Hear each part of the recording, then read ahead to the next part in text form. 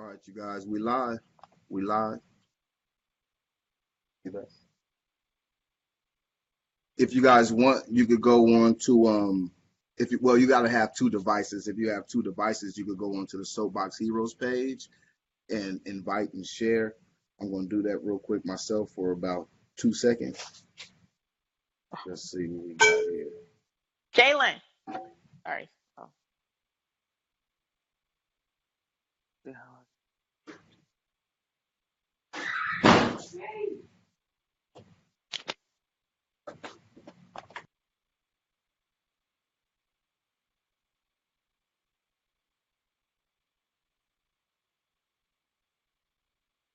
Is it dead?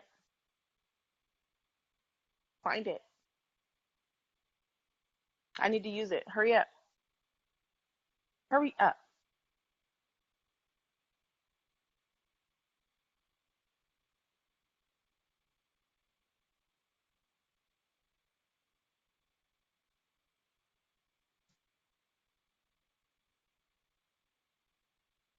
All right, everybody. This is Soapbox Heroes. My name is Tyrone Irvin. Today we're going to have a little bit of fun. We're just going to talk about some current events, some headlines, stuff you probably talk about at home. We're short one guest tonight, and if he don't pop in, it's fine. We're going to move on anyway. We're going to have a good time. Let me get everything set up here. I'm ready. You guys ready? Ready. Ready. You ready, Rick? You ready, Sharon? Uh, All right. Here, let me turn the volume down on my other little device over here. All right. Today on Soapbox Heroes, we're going to just go over some current topics, some headlines that are in the news, some things that you probably talk about at home, and we're just going to get a general perspective. And like I said, today it's going to be more freewheeling. Like normally this pad is full, but today it's not. So we just going to just go off the top. And like I said, today is going to be fun. It's going to be fun. And so if you can share, like, okay. share, like she said, okay, and share. Sorry. So Sorry. you're fine. That's why it's Soapbox Heroes. We this is real life right here. And like I said, you guys be prepared because if somebody else do jump in, we're waiting on Jim. If Jim jumps in, then we'll go ahead and add him. Oh yeah, and if you're out there in the crowd, if you're out there somewhere watching and you want to jump in and be a part, let us know in the comments. And Effie Davis will go ahead and let you know how to do it. Just look out for her, and she'll tell you how to patch through. So first, we're going to go ahead and we're going to start with Sharon. I look fat on here, man. Sharon, tell everybody where you're from and a little bit about yourself. Okay. I'm Sharon. I'm from Riverside. I don't know. I wasn't born here. I was raised in Riverside. I like to still consider myself well-rounded. So hopefully my views come through that way.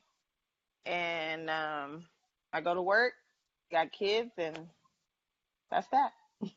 That's that. Like most of the, most like everybody else. Everybody in the country, everybody in the world. Yeah. All right, Rick, you want to introduce yourself? Tell everybody a little bit about yourself. Well, I'm like Tyrone said, I'm Rick. Most people know me as Roderick, but family and friends as Rick. From Los Angeles, by way of Compton and LA. Guess prior service, been around the world once. I fell for the gimmick of see the world, join the army. Was so it a gimmick? Some views on everything. It was a gimmick. Why was it a gimmick? It's just a tool to get you to think you're gonna see some things, and all you end up seeing is a lot of nothing. All right, well, look, let's start right there where you at. See, I'm liking this already. If we have kids, would you advise your child to join the military? Depends on the kid. Right off from the beginning, I would say go to college first. if you're ready for college, go to college. If you can't afford it, then by all means go to ROTC way. But if you want to go in the military, if you see that as a viable option, because some of us, and especially in today's society, kids are coming out of high school and they really don't know anything. They don't know what they want to be or even how to become anything. So if you're in that situation, I would say yeah. And So you're if not you going to college, go in the military. so if you don't have no direction, you would say go ahead and take the hook, line, and sinker and go into the military. Right. I All mean, right. because yeah. All right. Sharon, would you send your babies to the military? I don't know.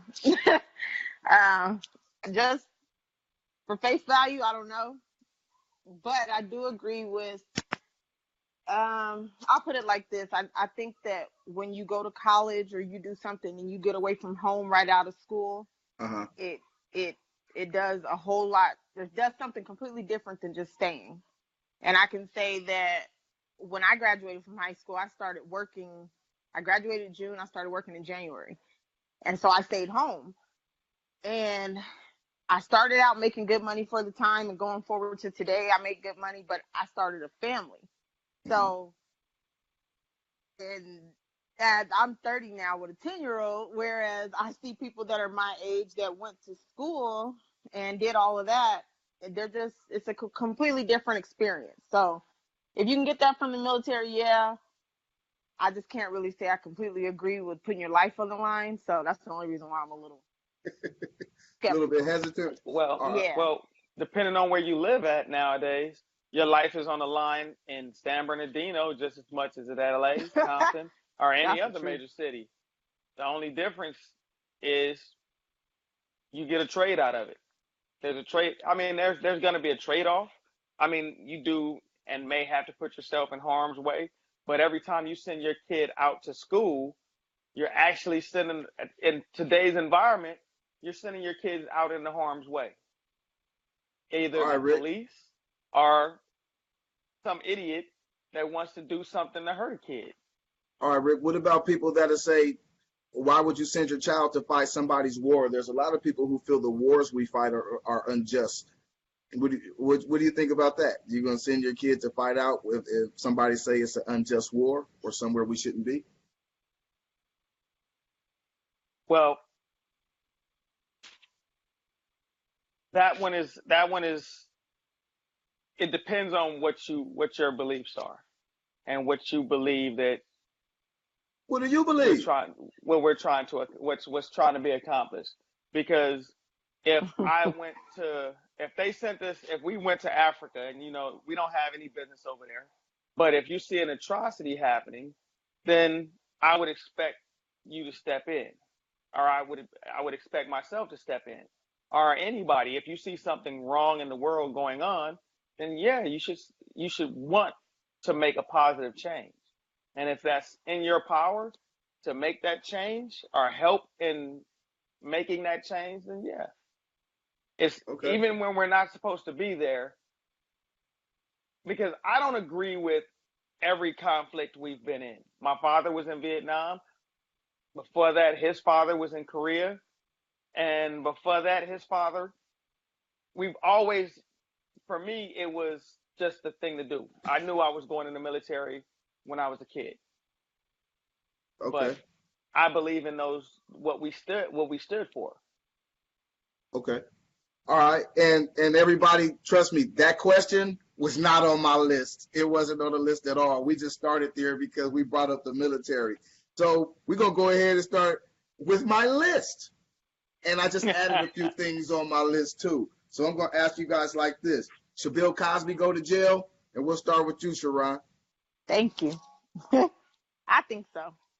I think that I think that when it comes to the whole Me Too movement in itself, I've said this over and over again. Bill Cosby stands out to me because Harvey Weinstein and this new BS with Morgan Freeman and all those women did what they did for advancement. And I don't want people to be mad at me for saying this, but No, say for what the you most feel. part, Yeah, because for the most part, that's how I feel, and that's coming from a woman's perspective. They did what they did to get where they were going.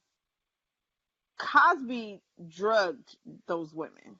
So Okay. that's really where the fine line comes in for me. It's not about a woman that's like, oh, I want to do this, so he's high up, so I'm going to do whatever he's asking me to do. From the way it seems, or not the way it seems, from his from what happened, they actually were drugged, and that just goes into a whole nother ballpark for me. So truthfully speaking, did he do it? I don't know. I don't put anything really past anybody. Not saying that I think that he did, but a lot of people are just like, oh, why would you think that Bill Cosby did that? He seemed like this, he seemed like that. You just never know when it comes to people. So when it goes to the fact that he was convicted, yeah, I think that he should go to jail for it. But he's 125 years old. You think It he don't should still matter. go to jail? It don't matter? Oh, my bad. I don't, my phone rings. That's gonna probably happen a lot. I'm sorry. Um, it don't matter. It's like, and first of all, appeal process, he's not gonna go to jail. Okay. He won't go to jail. He will be out. Oh, I'm Uh-oh. sorry. Her No, phone I'm blowing up. here. I know. Hold on a second. All right, It's go my ahead. kids. We'll Yeah. let Okay. Can you? Am I we'll back in? we can see we can hear your voice. We still can't see your face. I know. I don't know what happened. Okay, let him just go. Let me. You Oh, gotta there it press the goes. camera. You're Oh, in. there you go. All right, go ahead. Hey Rick, should Bill Cosby go to jail? Man, this is one where how to you know what it's you like we said this is free form and it's upset him if you want. I at this point I don't think he should go to jail Why not? for the simple for the simple fact that of the matter is that it's been 60 years. I'm just throwing that number. It's been at least 40 years since Okay. this all took place, right? These women have known that he did this, waited until who knows, because nobody's explained why they waited so long. I mean, and granted, Cosby was upfront and said, yeah, I did it. He's never said he didn't drug him, but he's also admitted that he drugged him. Hmm. But so that's not debatable because So he's so admitted he that. he But admitted his he thing drugged him, but you don't think he should go to jail. because he because what he said was, yeah, I drugged him, but they knew I was drugging him. So why you drug somebody if they? Oh, go ahead. I'm sorry. No, you go ahead. Go No, no, ahead. I We're mean, not gonna be nice today. If you want to Okay. jump right. on in when you want to jump in, you can jump in. Okay. But So but like, if if you go okay, to go a ahead. party, if Wait, you go hold to on. a party, Wait, hold on, Rick. Go ahead with your interjection, Sharon, and let Rick get Mm, back to it. I was just gonna say that doesn't logically that don't make sense, and I know everybody has their own logic for the most part, but to me, it's like basically they said he was like dropping stuff in their drinks or whatever. I don't know, but what I'm saying is it's like okay, if we're gonna get do these drugs together and we're gonna do whatever we're gonna do, then Uh-huh. okay, that's your business. And I get what you're saying as far as why now did it come out. I agree with that. Why now? But at the same right? time, who drugged somebody and they knew they were getting drugged? I didn't hear that part, maybe. Look, I don't know. That doesn't make sense. so he drugged them. He admitted, yeah, I drugged them, but they knew what was going on. Everybody, this is all news to us because we made Bill Cosby this shiny penny, but this was known industry wide already that this is how he got down. The fact that these women waited this long to say, okay, Bill Cosby did this, at that point, it takes away. It's been so long. It's like you can't find any viable evidence now. It's all tainted now. You know, how can you like if this had happened, last week, last month, I would say lock his ass up. But you wait 40 years, you have no physical evidence left. Most of these women didn't even talk to anybody about this shit. Like, how can you get raped? And I don't want to downplay what rape is, but how can you get raped, then sign an agreement? Because a lot of the women, the reason they couldn't is they didn't get him because a lot of the women had already taken settlements from him and it was basically hush money. Was it a lot of women, or was it one woman? Oh, one woman that took hush money it was from quite a few. So why do you need evidence for something that somebody admits to? Because he admitted to drugging. He never admitted. He said it wasn't rape. So if you're gonna charge him for drugging, but you can't charge the man for rape. So charge him for drugging and not rape. What do you think about that, Sharon? I don't know. I'm trying to wrap it. I'm trying to bring it together right now because how can you prove it was rape? It's your word against mine. Because when somebody's drugged, they're incoherent. So if you can't consent, but it's been 40 rape. years. How can you prove it? You went back to the other argument, though. We was talking about the difference between rape and not rape because of being drugged or whatever. So let's take it piece by piece. The evidence part. It's been 40 years. There's no evidence, but he admits to drugging. He didn't admit to rape. Right. But right. Any drug, if it alters your mind state, how are you able to consent? The definition of rape is having sex with somebody without them consenting. But at that point, yeah, but he's on drugs too. So wait a minute. Okay, so wait a minute. I got a question for you then. I got a question for you. If you and me go to a party and it turns out that said party is an orgy and you at the party, you get high and have sex, is that now rape? It's popping. You went to a party where you knew this was going on. No, you said I go to the party. And It's it's a sex party and what they're not saying is Trump was probably at one of the parties too.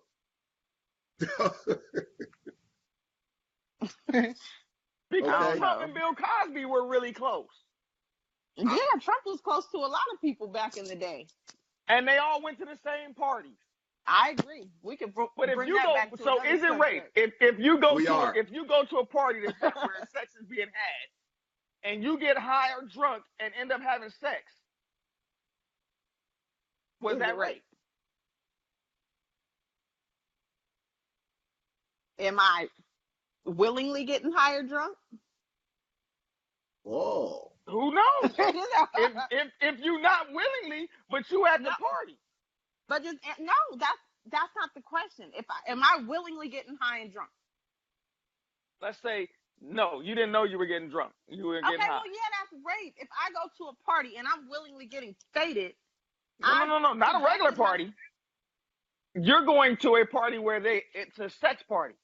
What about the fact that they weren't all sex parties? We're talking about sex parties, but it seems like a lot of these cases they were alone. Oh, now if you look here, if you come to my house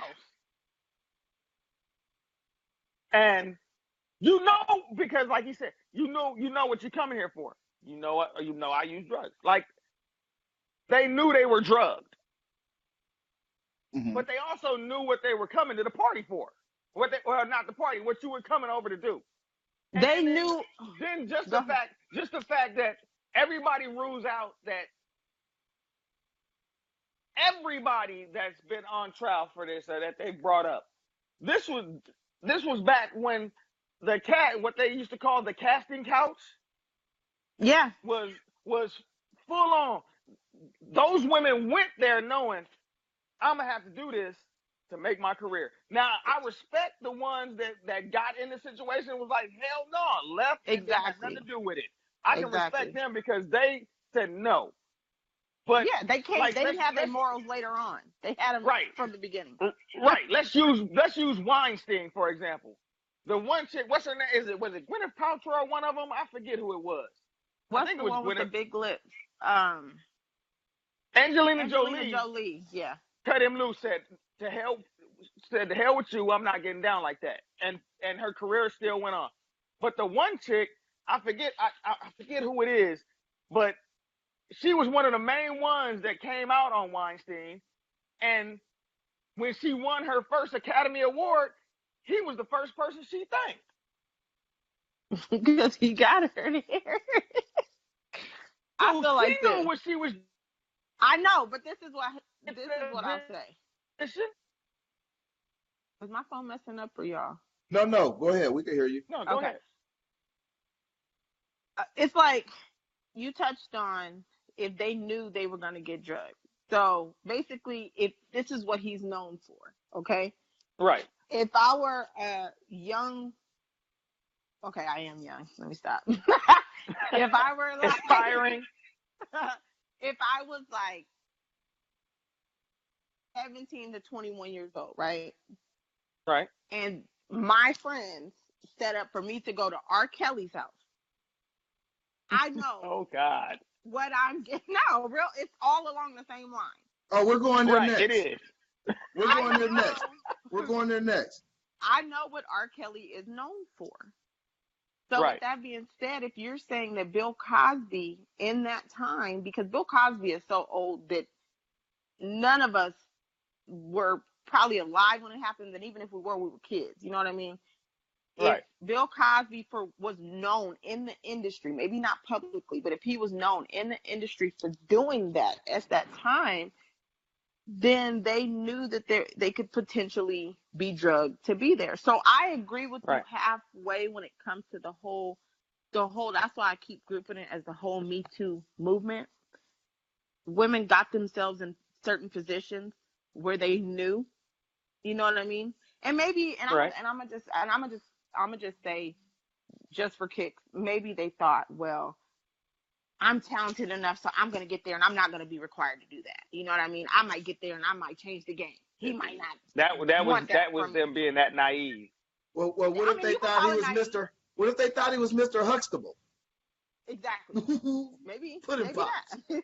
maybe. But maybe that. But I mean, now the younger ones, I would say, yeah, that would be because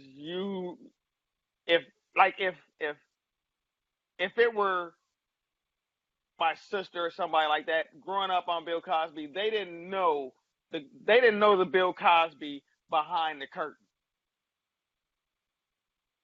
Okay. none of us did until this happened. Right. None of us did. That far back.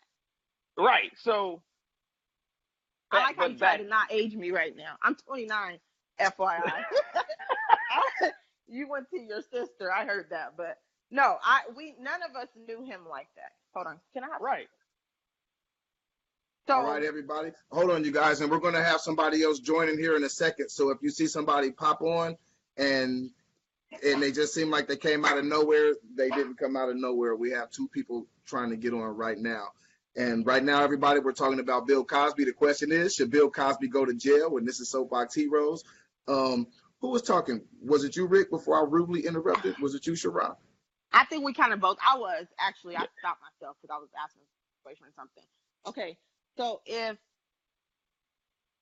where was I? Ooh, basically, tell him he gonna get on here tonight and do his advertisement so I don't mess it up. Well, go ahead. I'll let him know.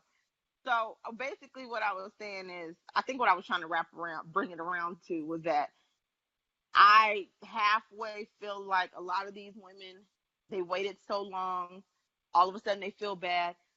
I could say you felt bad if maybe you confided in someone and that person went and released what happened. But these women they're writing books. They're doing the most. They're monopolizing off of the situation. It's a money grab.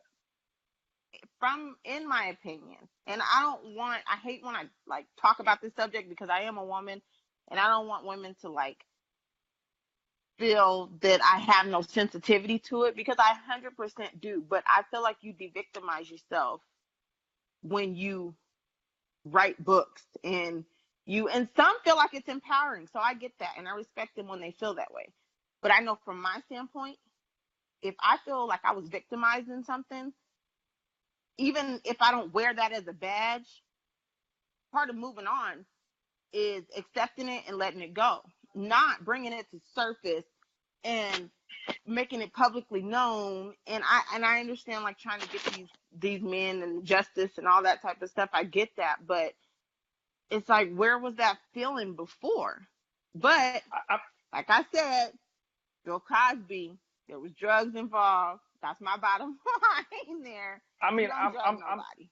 Right. I'm all for it if he goes to jail, but it should be under a drug charge. But you can't say, because, like, if a woman gets raped, right, there's a certain amount of time that the police have that they can do that rape kit. It ain't 40 years. All right. Well, look. So then you get caught. You're gonna, like, most of these men are now being tried in the court of public appeal. Okay.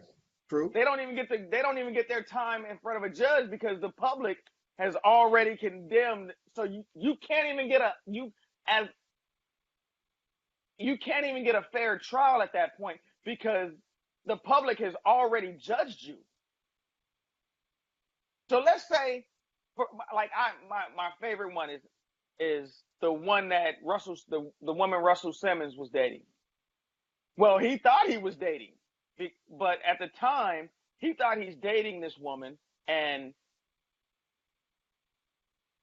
20 years, it's been 15 years now, he's taking her around his kids, his family, and then it turns out that she was only doing it because she felt she had to because he was in power. He didn't even know it.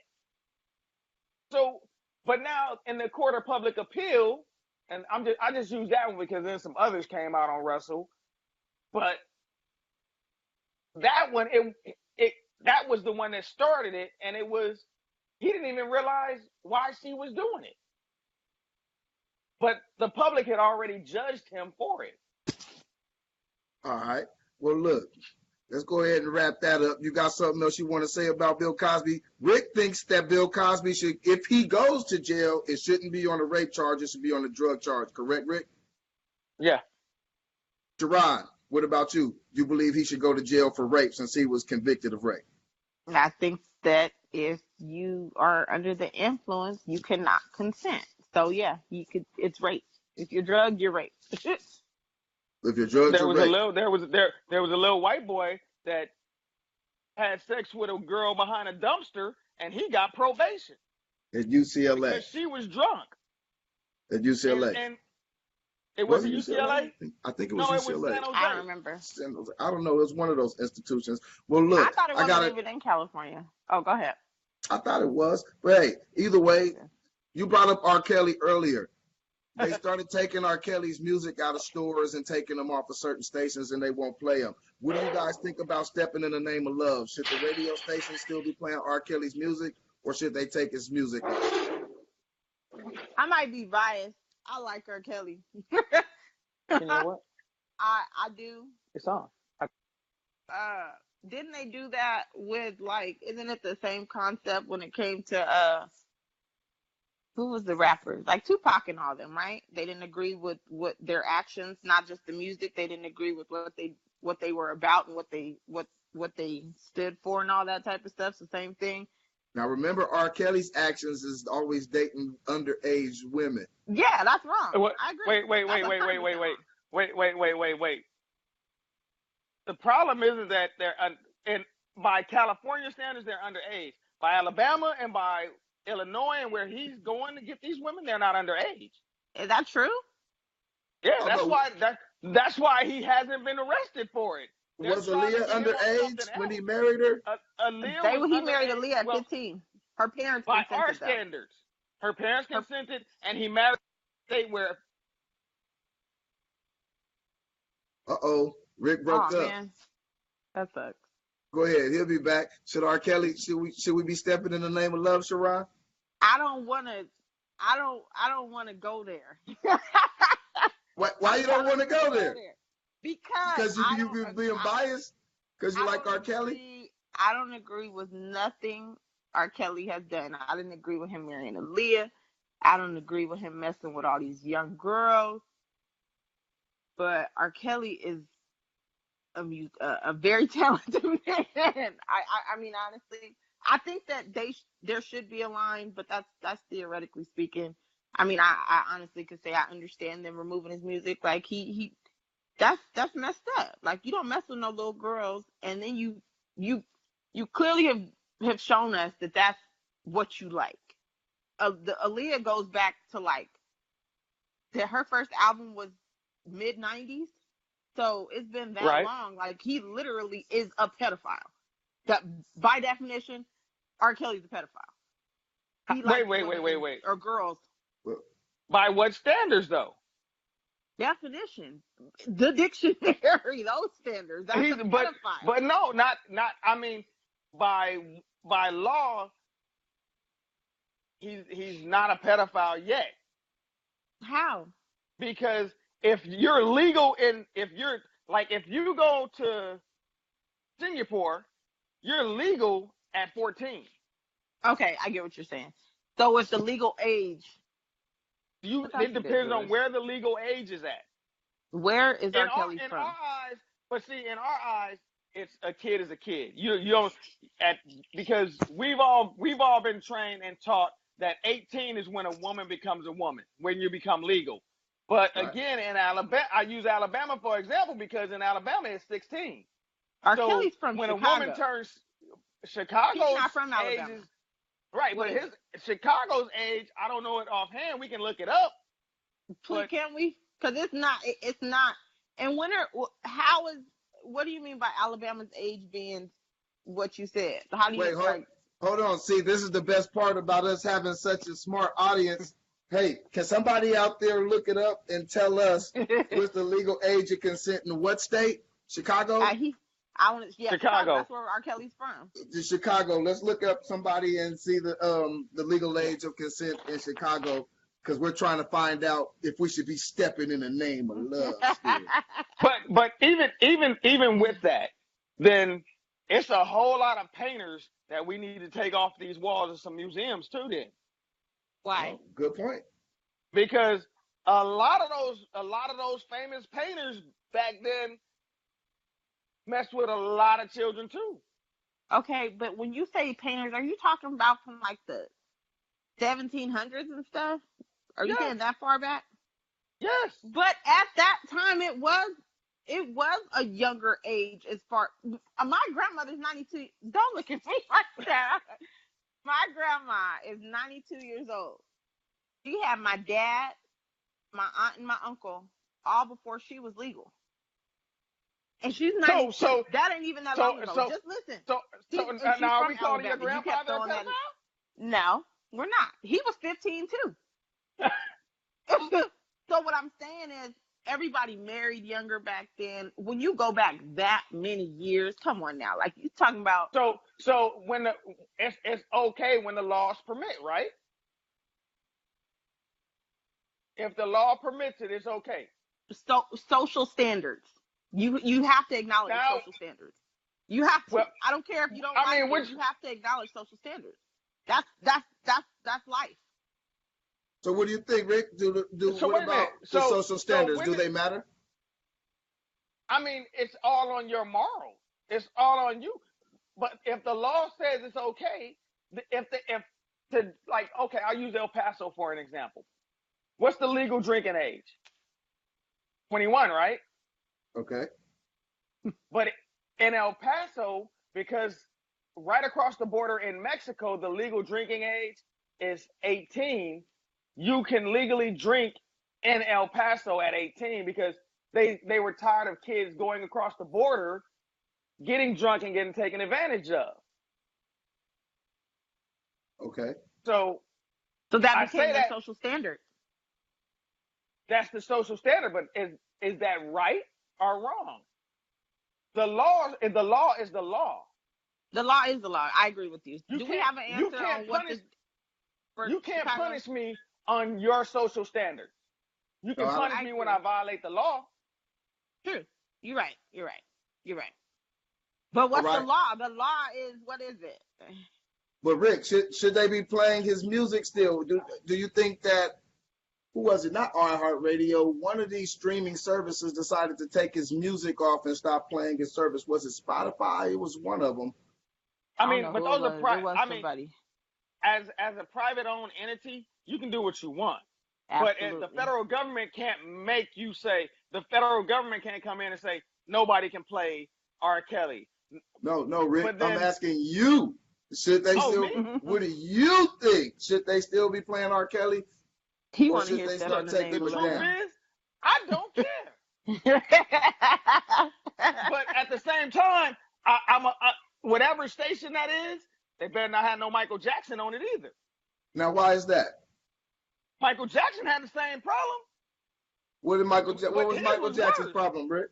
What was he? What was it? He was sleep. It was okay to sleep in the bed with little children, Emmanuel Lewis, and all of them. And he went to trial for it too. What happened though? With it, they couldn't stick it to him. But it's still a fact. R. Kelly hasn't been fully charged of a crime yet. He hasn't been convicted, and they've pulled his music. I don't So, ever remember them saying they weren't playing Michael Jackson music when he was on trial. so you're saying that they shouldn't pull his music because he haven't been found guilty of anything yet. He's just been implicated. Yeah, I'm saying I wouldn't pull his music anyway. It's music. Thank you. Right. See, That's my point. and we're getting some comments from the crowd.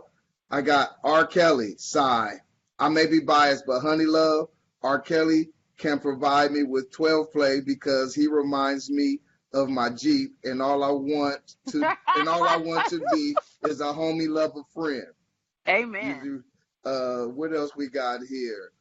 Nevada, age of consent is 16. That's Ricky Tripp. 17 in Chicago is what we got as the age of consent.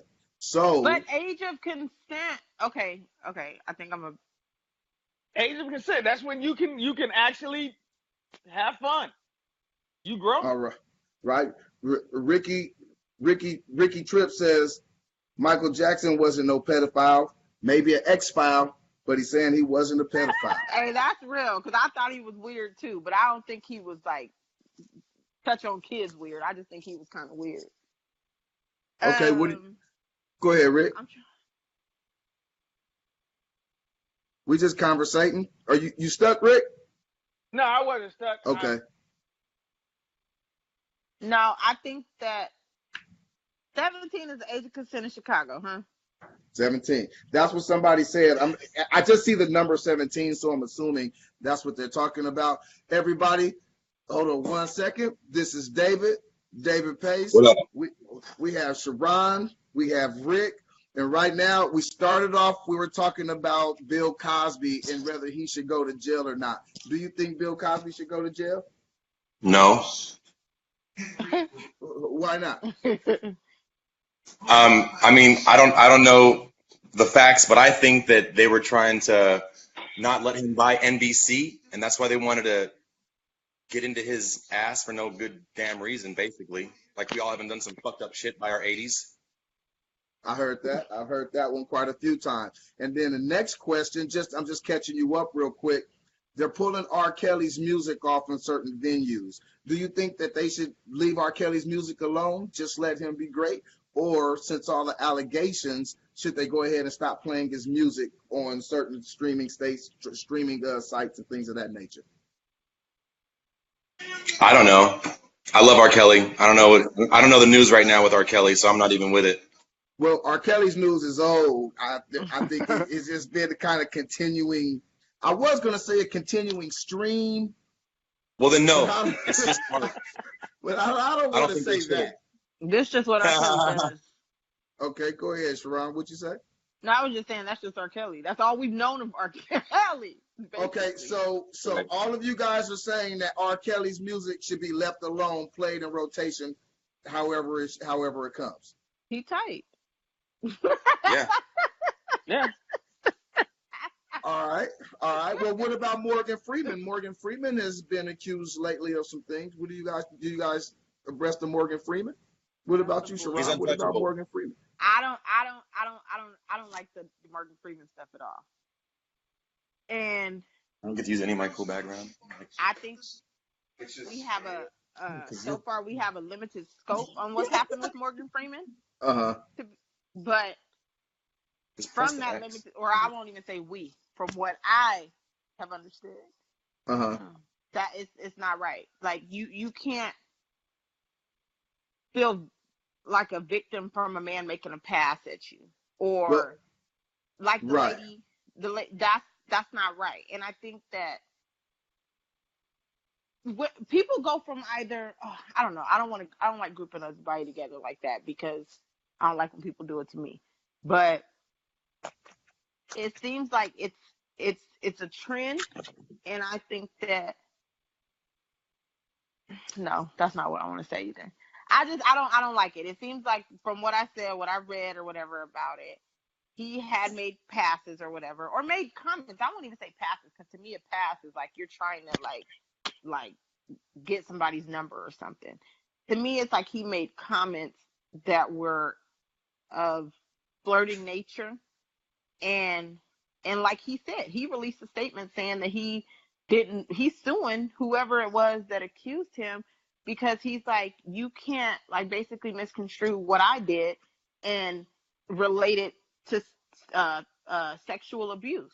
And he's right. You can't say, if I'm walking down the street and a man says something to me, I can't feel, unless I personally feel disrespected, and maybe that's how these women felt. But you can't say that you've been sexually abused by that. And like I said, I'm only going off of what I've seen so far off of it.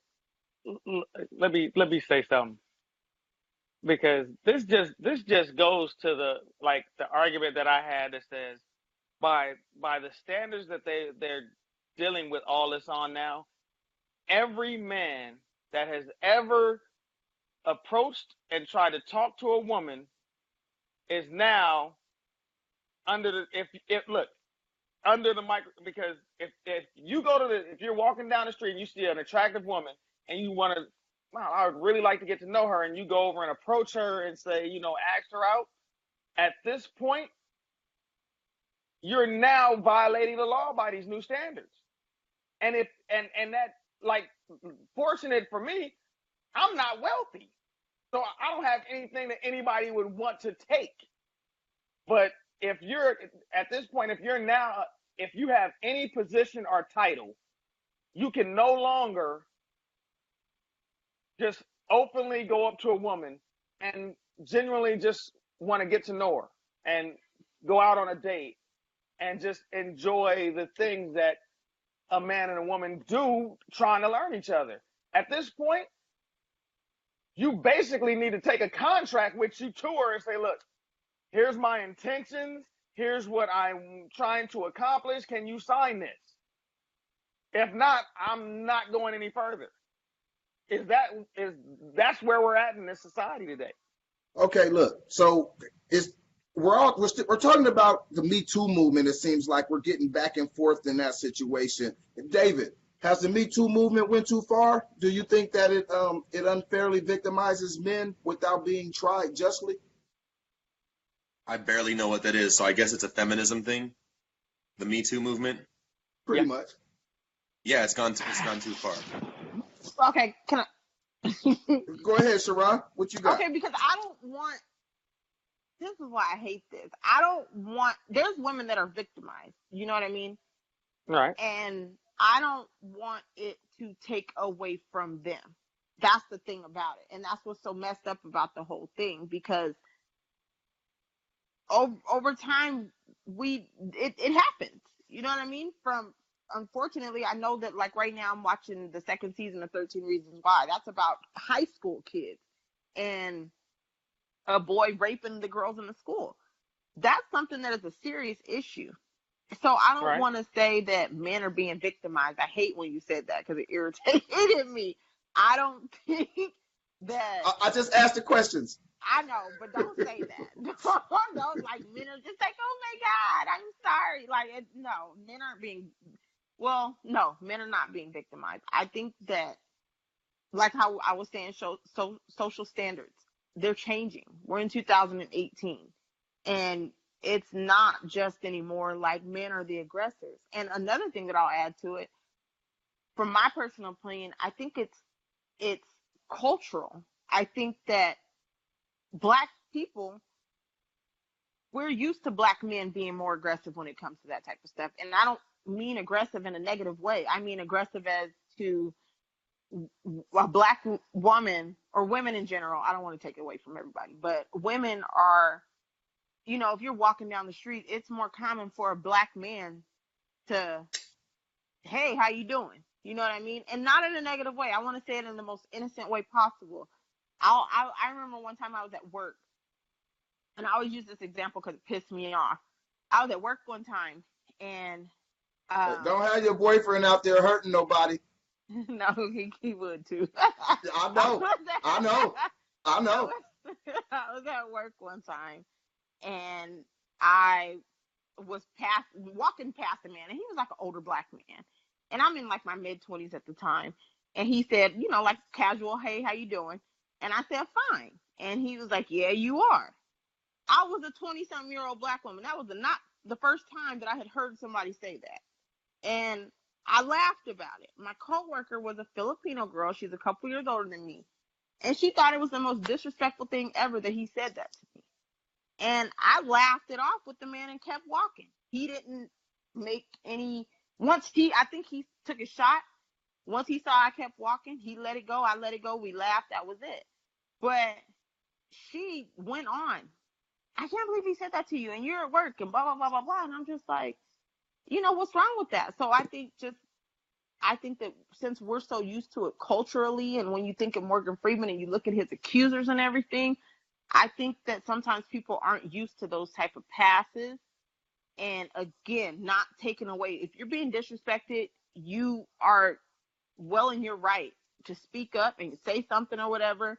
But that's according to your own standards, basically. So as long as you don't feel yeah, it's according to your own standards. So I don't think that it should always, as soon as somebody makes a pass or something like that, it shouldn't transcend to automatically they're being disrespectful and you're being abused and all this type of stuff.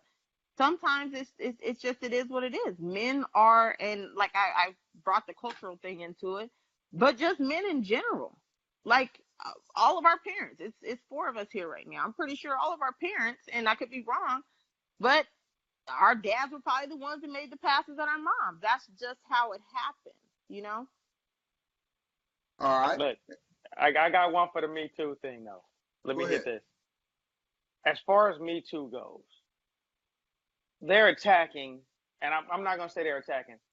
They're pushing their agenda and going after these individuals, the Weinsteins, Cosby, all of the host of others, right? Right. But how much does that matter when you have Trump sitting in the White House and ain't nobody said nothing about him from the Me Too movement? Are they afraid of him? Or I thought they did because though. the man was accused of rape and ain't nobody said nothing about that. He's still pending rape charges. From everything that he's done, Well, the Me Too movement has not gone after him with their full force like they've gone after other targets. And he sits on the highest seat in the land. So either you're afraid of the man, mhm. or you don't really have that much faith in your movement. All right. Well, I don't know. Anybody got something they want to chime in and add to that part? No? I'm sure All it's right. the first one. Go ahead. What'd you say, David? I said, I'm sure it's the first one, afraid of the man. Like, we, of course we believe in the movement, but how can you go against that if, like, he probably has, the puppet master strings to be like letting him put that stuff to the side right now because I'm dealing with this bigger issue because I'm the president. So I get to be a dick and not worry about it. You know what I'm saying? All So right. yeah, I bet we are afraid of the man, and that's why nothing's happening. Why? That's a good question. Why isn't shit happening with Trump and it's happening with Cosby and Freeman? It's stupid. Didn't he Double have standard. that porn star? What happened with what's her name? Well, she just Stormy? Stormy yeah, Stormy Stormy Daniels. Daniels. Daniels. Well, Stormy essentially, Daniels. she was just coming out telling everybody that he had a relationship with her and he paid Oh, her okay. off to be quiet right before he got elected. And since we're talking about Trump always talking about building a wall on the southern border of California. Do you guys think we need a wall? We'll start with you, No. Sharon. What do you think? You think we need a wall? No. What about you, David? Do we need a wall? No. No. What about you, Rick? We need a wall? We don't need a wall, but I know one thing. He tricked everybody because Yeah. up until that, who was ever talking about building a wall? And most Really, people he's know it's weird. impossible. Most of that land is privately owned. So it's like a shell game. He got you looking at his right hand for what he's doing, but Yeah. you completely missing his left hand and all the trickeries that's going on with that one. We All talking right. about walls and he got other stuff going on. Right. So do you guys think that Trump is bad for America? Is he good for America? Go ahead, Rick. You're up. Trump is what America deserves Okay. because he got, like, especially as a soldier, let's say I was still on active duty, I'm sworn to obey his laws, his direction. But Okay. so he got voted in, and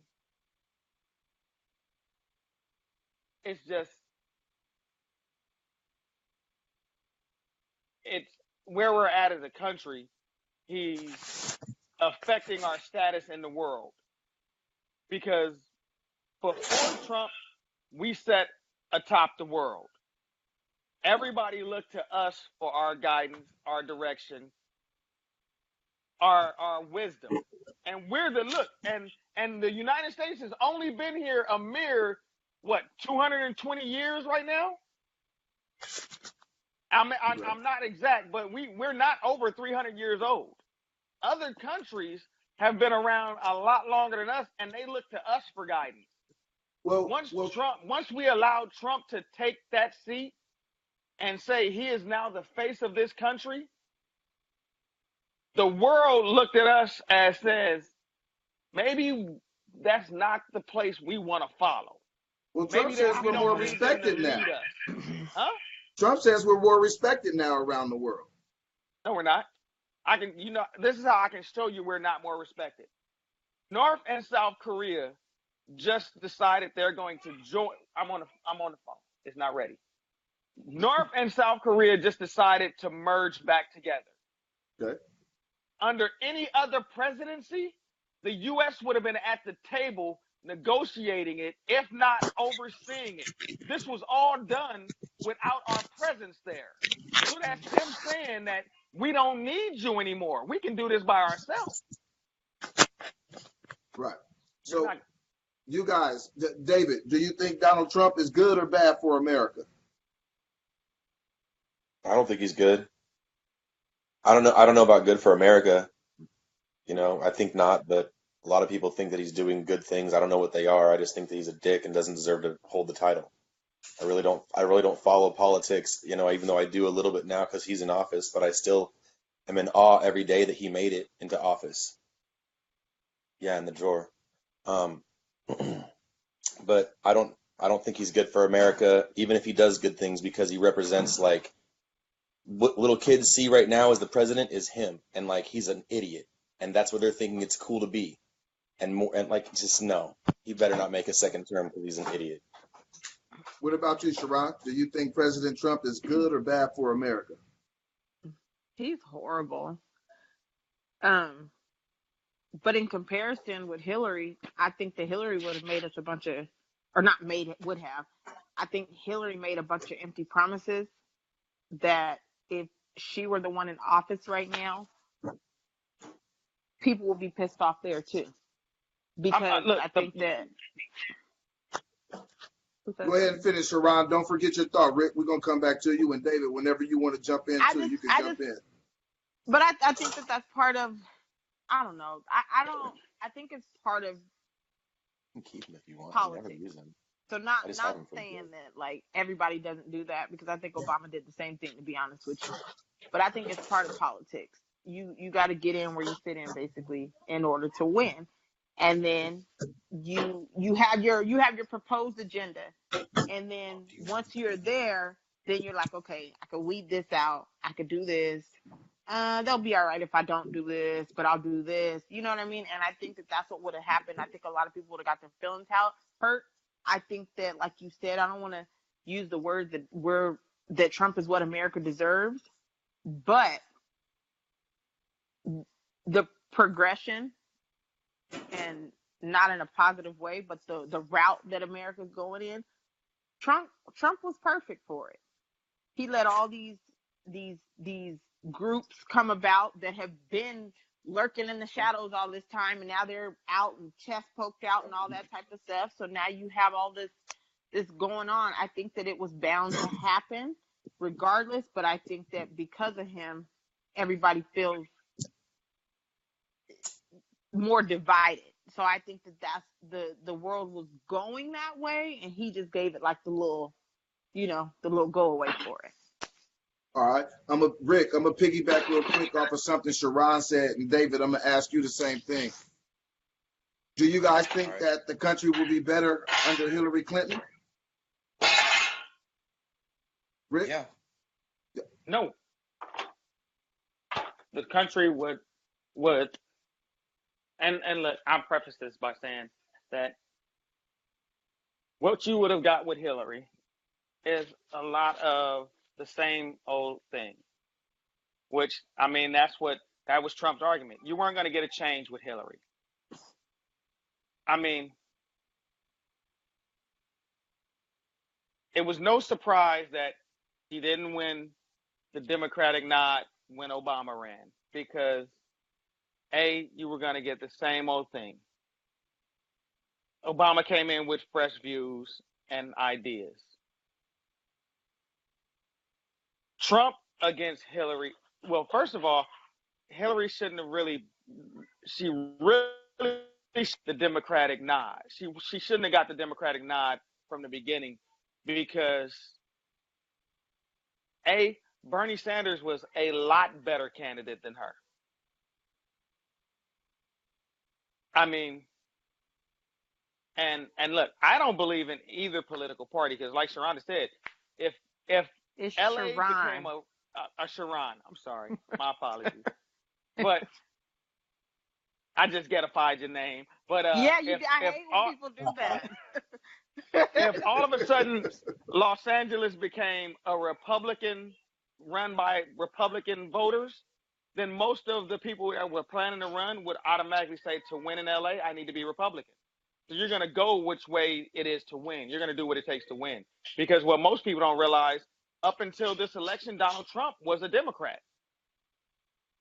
Before this, him and Hillary, look, to this day, Chelsea Clinton is Donald Trump's daughter's best friend.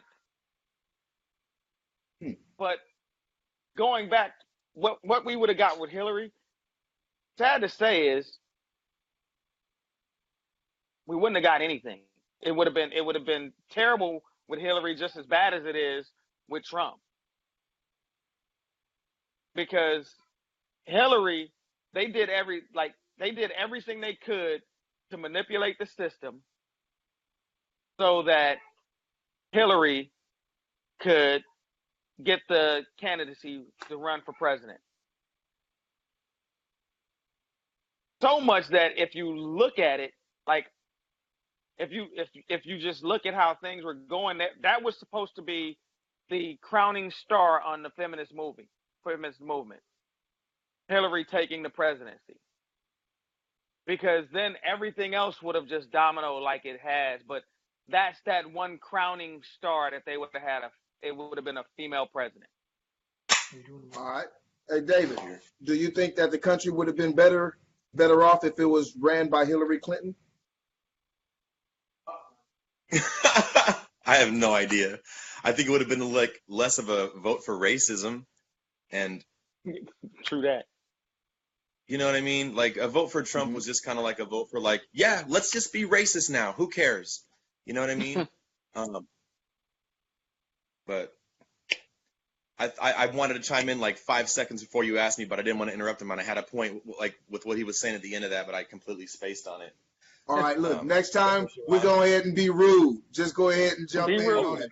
Elbow about the way. All right, and so look, with that, we're going to go ahead and move on.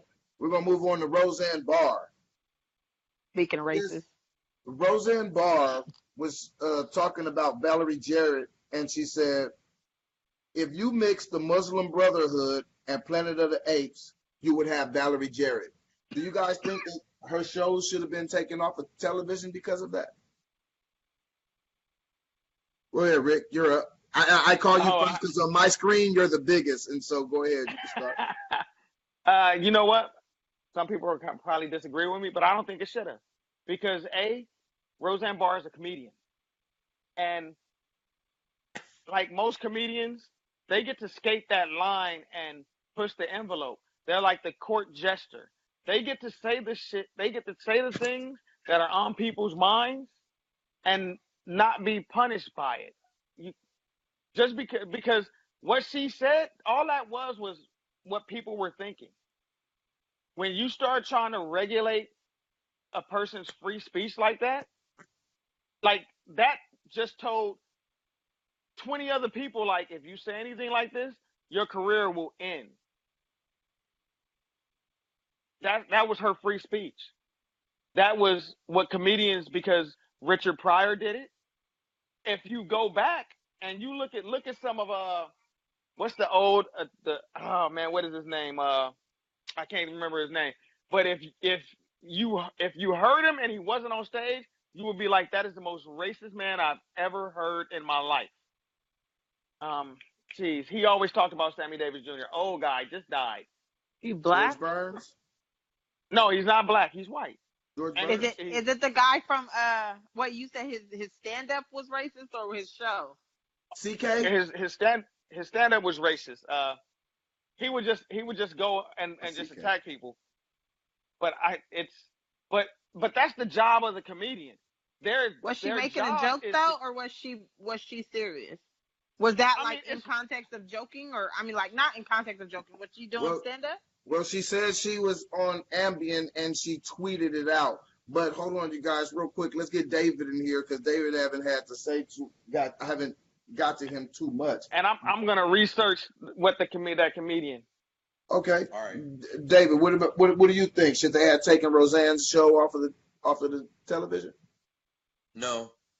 I think what she said wasn't cool, but she is a comedian. That's a good point. But still, even being a comedian, you should watch what you say on Twitter.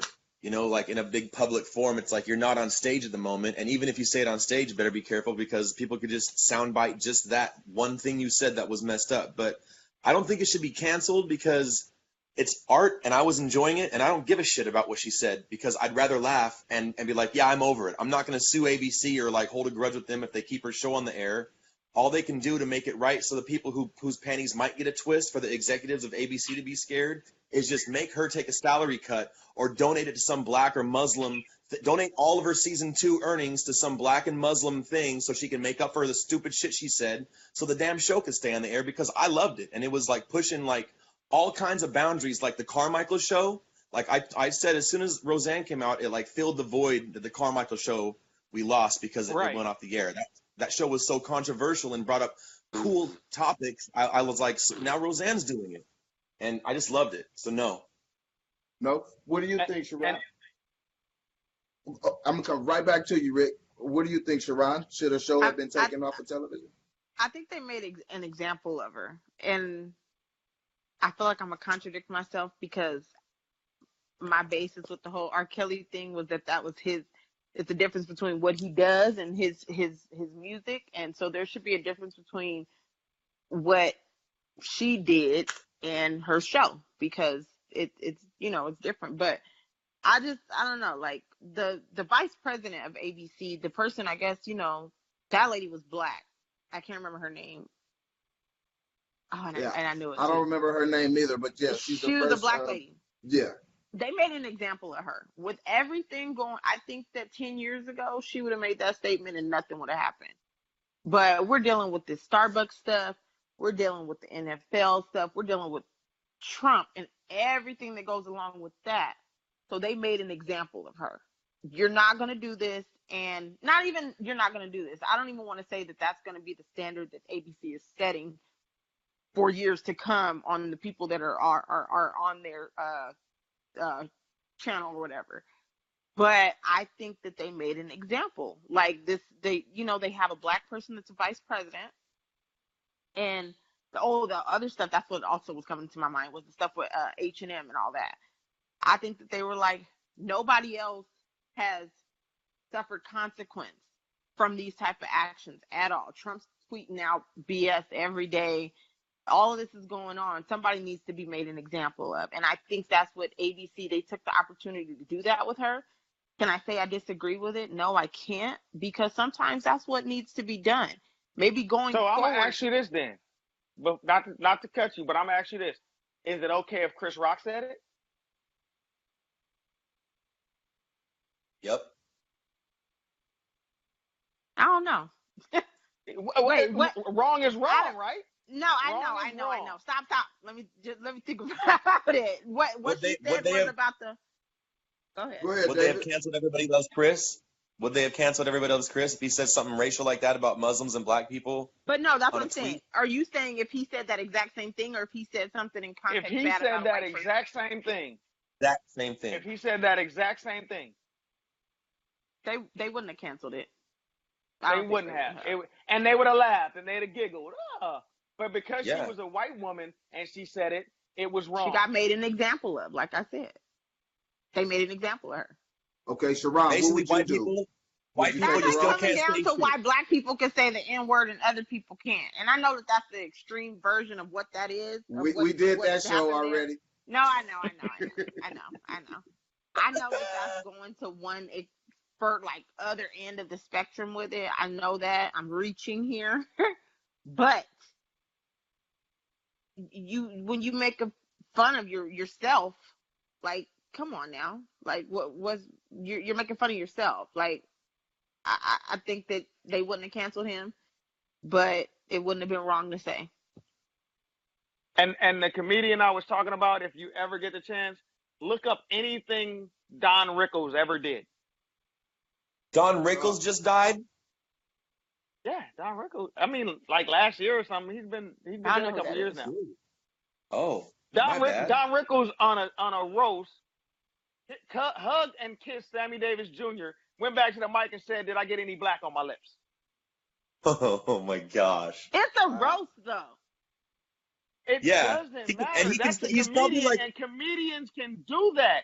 She wasn't on stage. She wasn't in. That wasn't her platform at the time. Well, Roseanne said that she had taken the Ambien, and so she was Ambien tweeting essentially, and so she didn't recognize what she was doing. Okay, so with that, and she thought she was being funny. Yeah. Well, she said she was on Ambien. She wasn't thinking anything. Thank you. That's what I'm saying. She's a comedian. If she would have used Name one comedian that's not on drugs. You can't use that defense for Chris her. D'Elia, She didn't even use Dane that Cook. defense. She didn't even use that defense for herself. So how can you use that defense? That doesn't even make sense. She's saying that she was on Ambien, so she said something that she shouldn't have said. She didn't say she was trying to be funny. She was being a bitch. Simple as that. Because in today's politically correct society, the minute it came out, her agent and got with her immediately and said, "We need to put a statement out. We need to explain." If she would have just came out and said, "Shit, I thought I was being funny," everybody would have been like, "Well, it wasn't that funny." Maybe, I don't know.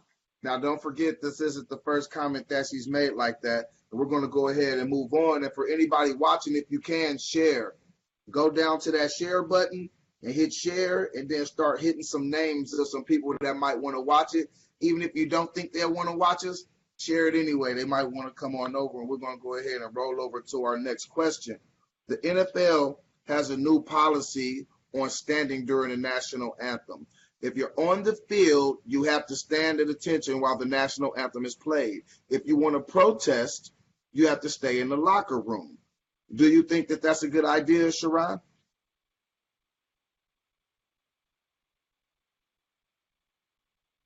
I think Let's that they say it. fixed. I think no, because they fixed it the best way that they could. That was the politically way to fix that. We're not telling you that you can't. Um, um, You can't protest. I'll use not acknowledge. Okay. They're not saying you can't not acknowledge the flag. We're just saying don't make a scene of it. And it's like it's appeasing both groups of people. Because I know last year there was a like a split. There were people, I remember being at work, and there were people that didn't watch football because these players were kneeling. And then there were people that didn't watch football because of what the NFL did to Colin Kaepernick. So I think that from a business standpoint, the NFL did exactly what they should have done. Now we're letting both people do what it is that they're trying to do. You know what I mean? But I think that, I don't know. Let me come back to that. All right. What about you, David? Do you think that the new policy is good? Sure. I didn't know they could wait in the locker room and still protest. So I guess that's not protesting though if you're in the locker room. Oh, it's not? I guess not in a sense. I mean, you're making a statement when you kneel. If you're in the locker room, football team's got how many people in there? Like you're not even gonna know who's in the locker room. Well, here's a better question. What if you're in the locker room because you're seeing the field physician because you got a pull or something that you want to get worked out? Are you now, because you didn't come out on the field, are you protesting, or do you need to make a statement to say, no, I was in the back getting therapy before the game. I wasn't protesting. But how many people are going to look at that sideline and say, oh, I don't see him. I don't see him. They only spot out a few people anyway. I promise you, somebody's going to make a comment. Oh, so-and-so, let's say it's Dak.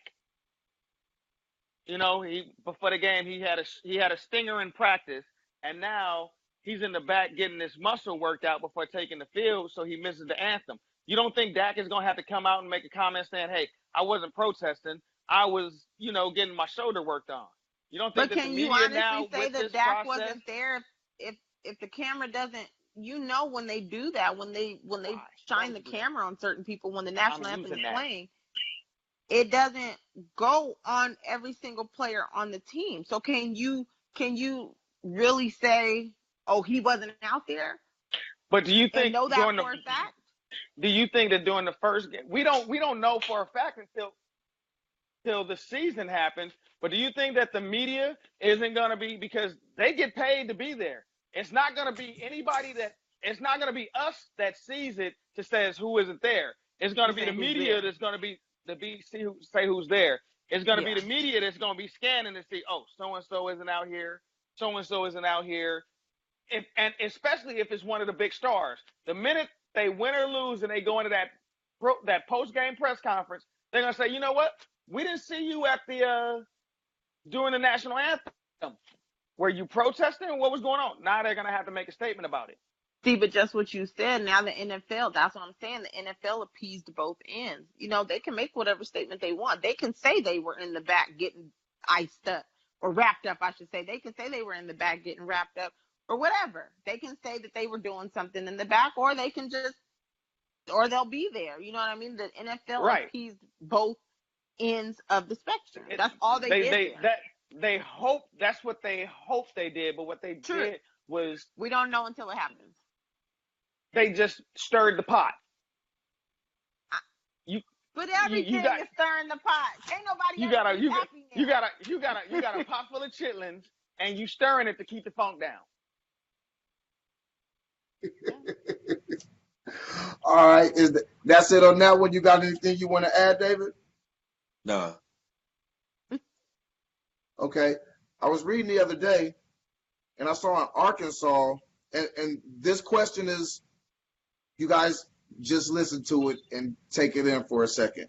In Arkansas, they just passed a bill to ban medication abortions. That's an abortion where you take the medication for an abortion. We'll start with you, David. Do you think that Arkansas should have passed a law to stop abortions? Well, if it's only that, sure, I don't care. Why not? I mean, maybe those are unsafe, or I mean, I've had a girl use one, but like maybe they're like more. It's easier to get an abortion now if you can just take a pill. So let's make it at least you got to go to the doctor. Like at least they're not taking it. I heard they were going to try to take away abortions completely, which is ridiculous. And no, they shouldn't take away the pill, but like I'm just saying, I didn't know. At least they're still giving them the other option, so that's cool. All right. Rick, what do you think? I think that was a move to do like David said. Alabama is Arkansas. hate to go back. Yes, I'm sorry, Arkansas. Arkansas. Hate to go back to this. Is it red or blue that is a red state? Is it red that's or yeah, it's red that's Republican. Conservative is red, Democrat is blue. Yeah. And Sure. that's the party line. They're against abortion. What do you So think? that's just going with it. What do you think? Do you think that, what do you personally think? Do you think that they should have banned abortion by medication or medication abortions? Me? Yeah, Rick, what do you think, like directly from yourself? You told us myself, what the party line says. What does Rick say? For me, it's that woman's choice. How she wants to go about dealing with something that she has going on with her body. If she decides to take a pill, to go to a doctor and have it done that way, however she wants to get it done, that's her choice, that's her body. I can't make that decision for her, and I shouldn't make that decision for her. All right, what about you, Sharon? Do you think that they should ban medication abortions in Arkansas? Honestly, I don't get what they're getting at, because you got to go to the doctor either way. And the medication one is what you would say would be the easier route.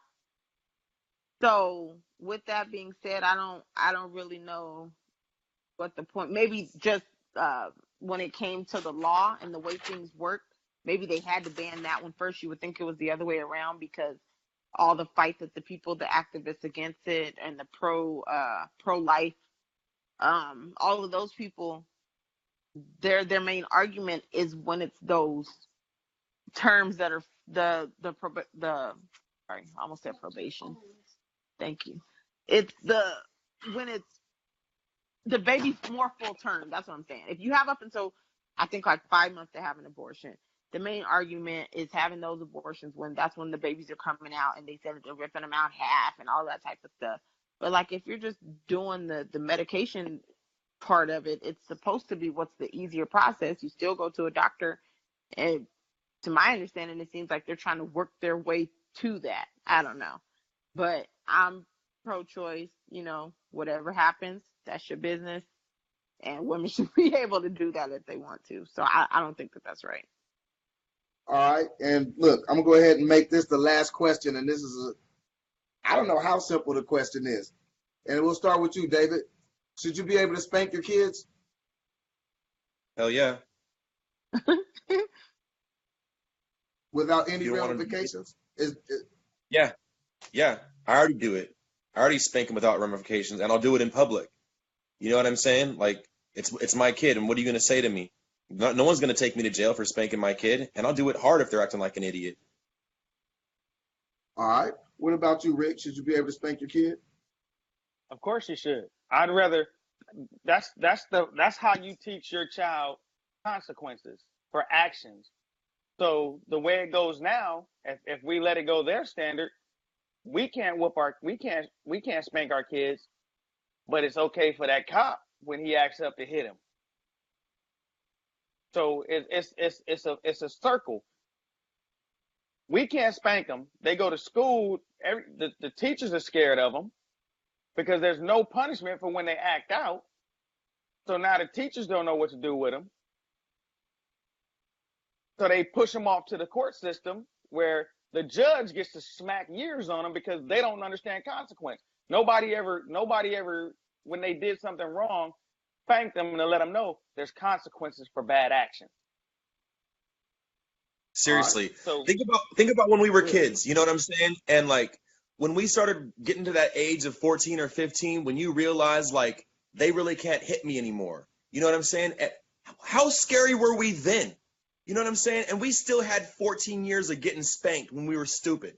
And even then, when we started growing into the "you don't hit me anymore, I get grounded" phase, that was a scary phase to be in. Like as an outsider looking at your teenager acting like that. You know what I'm saying? So like imagine not having that spanking beforehand. What do you even look, yeah. I remember when a whooping from my father didn't do anything. And when he said, "You're a man now," and he punched the hell out of me. Like Oh, because because there was consequence. Like if you can if if I tell you not to do something and you do it, there's a spanking. I'm gonna talk to you. If you do it again, there's more consequence. When a whooping didn't work anymore, my father treated me like a man would treat me in the streets for doing something that I shouldn't have did. That's where we learn. That's why we have half the problems in the world we have now. These kids don't understand consequence. They don't know how to deal with anything. What about you, Sharon? Do you think that it's okay to spank your children? I hit my kids. Uh, I have an 8 and a 10-year-old, and they're both girls. But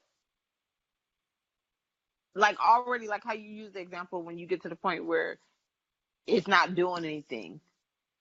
Like my 8-year-old, she flat out told me it don't hurt when you hit me. And so sometimes I have to get more savvy with her consequence because of that reason.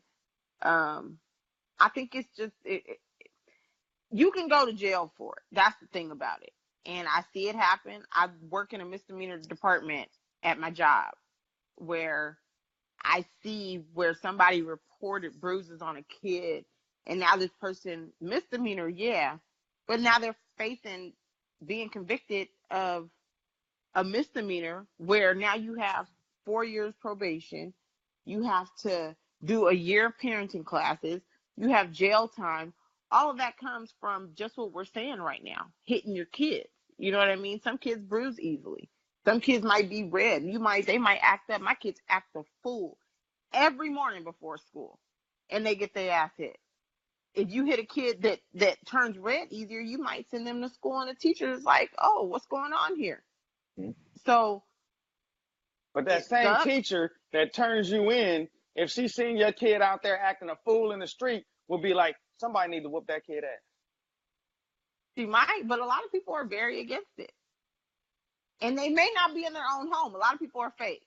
Out, oh my God, you can't do that. But you don't know what they're doing to their kids. Some people, like for me personally, I never got a whooping. I'm 29 years old. Not one day did I get a whooping from my parents. But I saw my brother get his ass beat. Yeah, that boy Like needed some whoopings. I saw But you learned I from it. I learned from it because, and then not to mention, me and my brother are 6 years apart. I'm a girl, he's a boy. He was bad as hell. I wasn't. You know what I mean? I You were fear just better at disappointment it. more. He he he might agree with you. I don't know, but I feared the disappointment. To me, that was like I was a daddy's girl. So, and from both of my parents to this day, my dad's not even here. and my mom is, my dad passed away, but I feared the disappointment. To me, that was enough punishment. But I saw Steve, my brother, he got whooped. He got older to the point where, now you think you grown, you got a little size on you. He start getting his hands put on him. So it just kind of, you have to know your kids. Sometimes whoopings don't mean nothing. Because like I said, I seen that happen with my brother, and he was still bad. So sometimes you just have to know. And then with me, we could be in a store, my dad would look a certain way or raise his voice, and I was terrified. Not because I had been hit before, but because I didn't want to disappoint my parents. So with that being said, I think it's about knowing your kids, but I don't disagree with anybody spanking their kids. But with that, just like you saying with kids, with what they do comes consequence. You got to know this is 2018. You hit your kids, but it might come with consequence. And that's simple as that. And it may not be because the kid picks up a phone and decides to try to call somebody. Because they went to school or they went to practice and somebody felt the need to say, oh my God. Because anytime you're an educator and you feel like a child is in harm or you have kids around you, you are obligated to report that.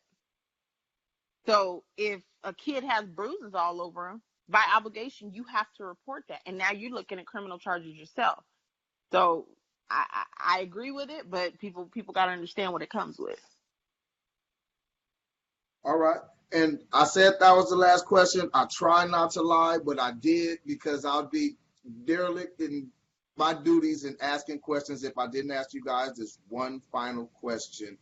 And we'll start with you, Rick, and we'll move to you, David, and we'll go to you, Sharon, and we'll end it right there. Why do you guys think these kids are shooting up these schools? And we'll end it with that. Oh, man. Well, I got to go last. Ooh. Stop. Because you were first last time. I'm doing something. Stop. Well, it goes back to if you've noticed, like nobody's brought up the That's fact that I might give you a spanking look right there. I seen that. Go ahead. Right, because he in here might get it. But nobody's taking note of the fact that most of these shootings are being done by males. You don't see this coming. You haven't seen many female students or kids doing this. It's male. It's males. And we've basically taken the king of beasts. We've taken a lion and we've tried to convince it that it's a bunny rabbit. And they don't know how to, we're not raising men anymore. Like, we all grew up where if you had a problem with somebody, you might have gotten a fist fight. But at the end of it, you either took the L or you gave one. Eventually, you knew you were gonna be on the receiving end of a loss. So we were taught conflict solution. Now these kids they're soft and they're weak and they're scary and they don't know how to deal with a bully. Like, bullies aren't new. Most of these kids that are doing this were bullied. There has been bullying since the beginning of time when you had kids. One kid was the alpha, one's the beta. And if you look in the animal kingdom, there's an alpha male and there's a beta. The little runt pup gets picked on all day long. Our men, our boys aren't being raised as men anymore. They're being taught to be more sensitive, to be more they're literally trying to turn a lion into a bunny rabbit. And then you get mad when that lion does lion things. But he doesn't know how to deal with it. He doesn't he doesn't understand when your body's going through those puberty changes, why your temper rages. Why these things? We're not teaching them that anymore. So you're saying we're teaching the kids less. Yeah, we're not raising men anymore. All right, David, what do you think? Well, was the availability of guns the same as in the 90s? Because I think it was not, right? And there was probably plenty of, plenty of crazy white males that we went to school with who might have shot up a school if it was in the know. But like, since it wasn't something that was a trend yet, now it's like, not that it's like let's do it because it's trendy, but it wasn't an idea because we didn't know, Columbine, you know what I'm saying? But now it's like something that people do. But I think that they do it because they don't feel accepted and their parents aren't pounding into their heads it's cool. You might be one of the ones that's not accepted for a while, but eventually in life you will be accepted. And that's why you have to tell your kids this constantly so they don't A, commit suicide, and B, go shoot up a damn school. Because like who's talking to their parents at home? I know I had reassurance growing up. I know I was a geek and I was picked on and like, I also felt cool. I had my moments where it was like both, and there was times when it's just like, dang man, like people don't get me, and that my mom's like, letting me know, like, don't worry about it, you'll get got, eventually. And just like gay people have a problem in high school and then they flourish in college and in their adult life, it's kind of like that, like, are you gonna just like feel sorry for yourself and go do something stupid because you're not getting the attention that you want right now and your parents aren't letting you know that it's okay? So it's a matter of not being accepted and not being reassured from your parents. Okay, so acceptance and reassurance. Okay, Sharon, you get the last word. What do you That's what's think? up. I think it's we're not addressing mental issues the way we should. And I think that it starts with kids. I see adults. I think that the way the world is moving, I think 10, 15, 20 years from now, it will. But it's like it's still fairly new, the whole mental thing. And I think that's the problem. When you have chemical imbalances where you're diagnosed with bipolar disorder or depression or whatever it is, you're not all there. I always say that I'm not afraid of anybody. I'm afraid of a mentally ill person. And my reason for that is because they don't have that logic.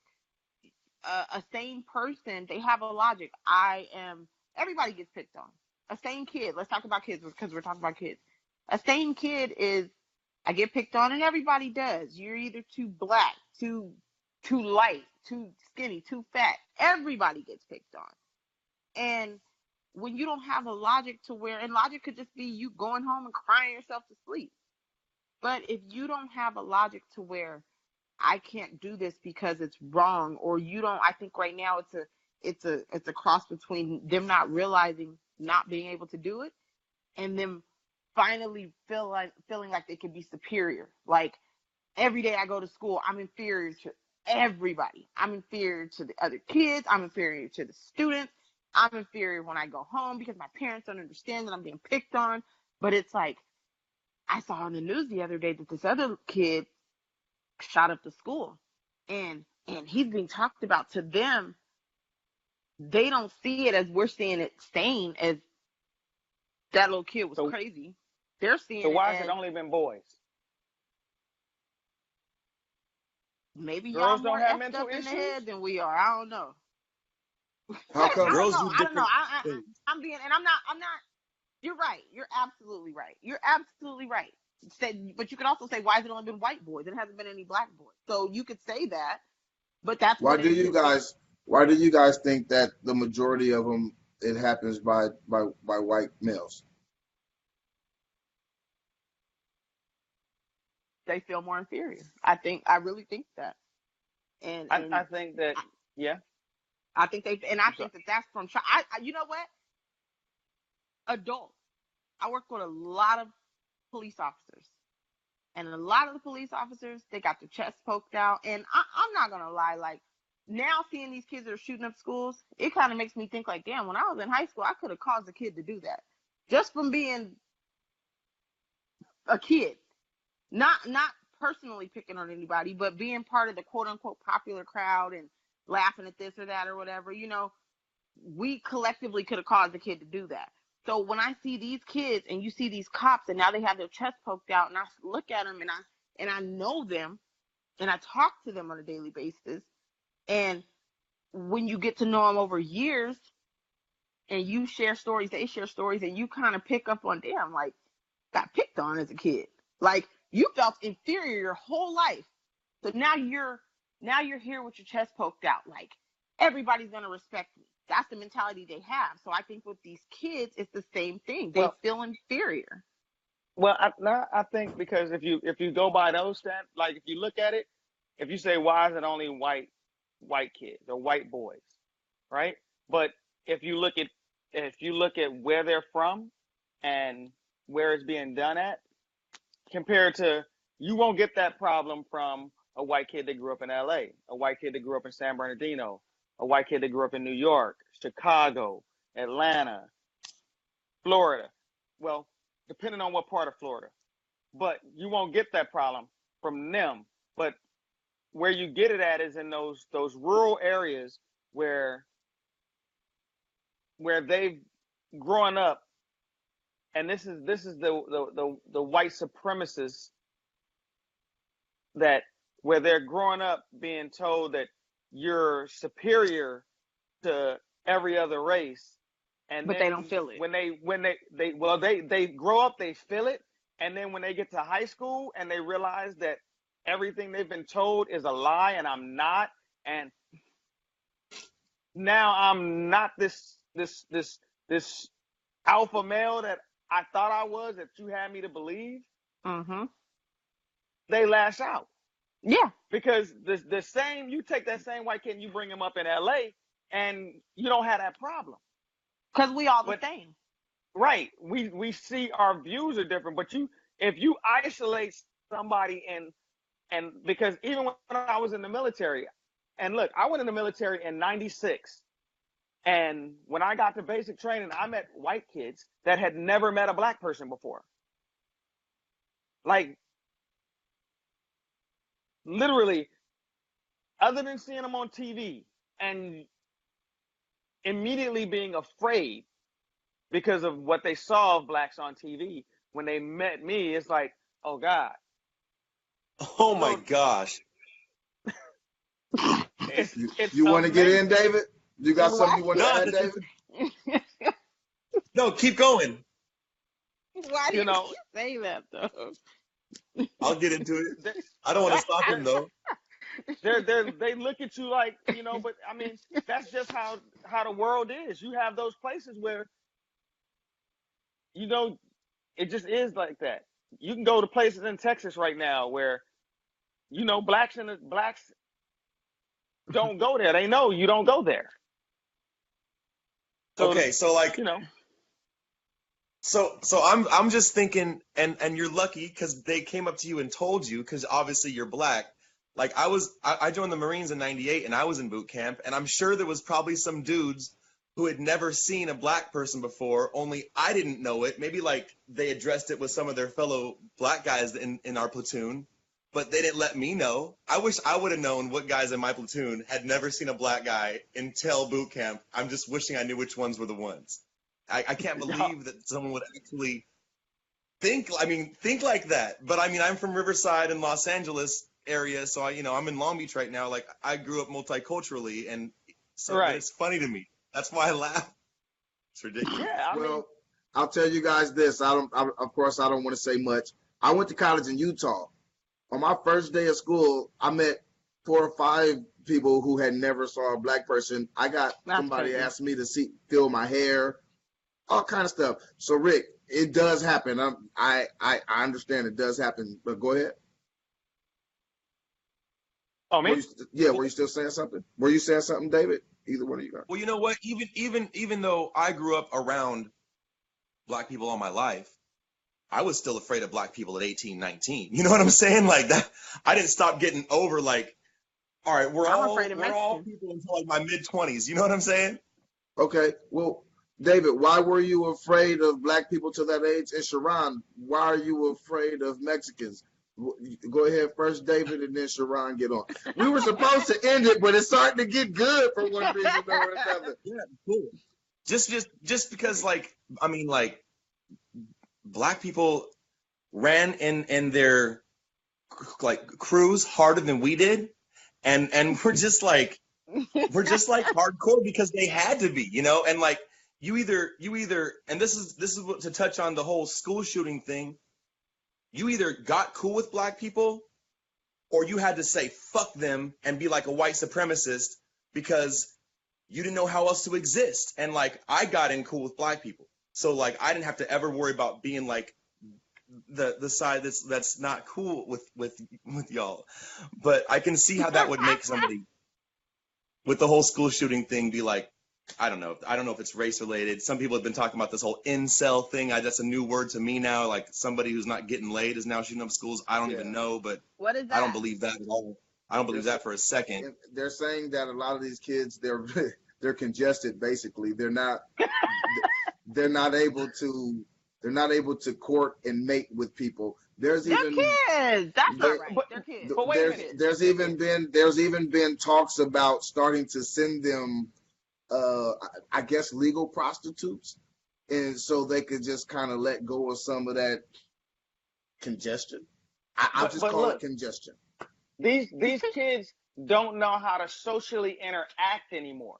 Like, I mean, I'm in a situation right now. If you want to meet a person now, everything is done online. These kids they don't even know how to go talk to a woman in person, a female in person. Because you can have any persona you want online. You can be the most popular person in the world online, and in your real life, you ain't none of that. You could act like you got the world when you're online, but you could be living in a shack in the real world. They don't know how, but if you don't know how to talk to you don't know how to socially interact anymore. Because they're mentally ill. Like what I said from the beginning. They're not mentally ill. It's people. I think they are. Literally right now. No, I mean these kids are shooting up the schools though. They're mentally there's issues right there. And they're in the areas where like they're the ones who have the money to go get on these drugs that their parents think they should be on, and maybe they're misdiagnosed or not. That's why it's not Los Angeles white kids or black kids from anywhere, because we're not pumping our kids full of drugs that we shouldn't. We're afraid of them. That naturally depressed. We didn't get them. We don't like to be diagnosed. Don't diagnose me. I might be going through something right now, but I'm gonna get through it. I think that we don't like that. But that's now that is a black thing, because I said we blacks as a whole will not go and get that help when you know you need it. If I know somebody in my family needs it, I'll tell them, like, man, you need to get help. You need to go get checked, get your mind checked. But blacks as a whole, we won't do that. And that's not always right, but that is what happens culturally. I'll say that it is a cultural thing that we don't subject ourselves to medication and diagnosis, and because we just don't, you know what I mean? And it could be good, it could be bad, but going back to, like I said, I really think that's what it is. We're sitting here as four rational people. You can't rationalize with someone who's irrational. And I think we can all agree that taking a gun and shooting up a school of kids or whatever is irrational. So we can't make sense of that. But what I can say is that if you're being irrational, most likely there's something wrong there. There's some type of imbalance. There's something that's not right. And that's for your reason for acting the way that you are. And I see people that when it comes to the mental issue that we have, the process when you're mentally ill, say you get it as an adult, say you pick up a case for having your, I don't want to say it like that, for flashing. Say you pick up a case for flashing or whatever. That's not the legal term for it, but say you have your stuff out or whatever, and you're off. So you come to court, your attorney's trying to talk to you, they realize that you're off, and they're like, okay, we want this person to be evaluated because we think that they need medication administered. So they go, they get the meds administered, they come back to court because you can declare, as an attorney, you can declare a doubt. I feel like this person I'm doubting the mental competence of this person. But there's a loophole because you could either declare the mental competence or you could send them to get medication so that the next time they come back to court, which is the turnaround is usually 3 days, they come back to court, they're medicated because they're in custody, and the jail medical staff is able to administer those medications. Now they're back in court. You're medicated. You're going to enter your plea. You plead guilty. We'll work out the best deal for you. You'll get out in 10 days, and now you're right back on the street. Now, say you're transient. Say you're a homeless person. You got these drugs because you were in jail. Medical or insurance is free in jail. I got the drugs, but now I'm back on the street as a homeless person. I'm not going to get medicated again.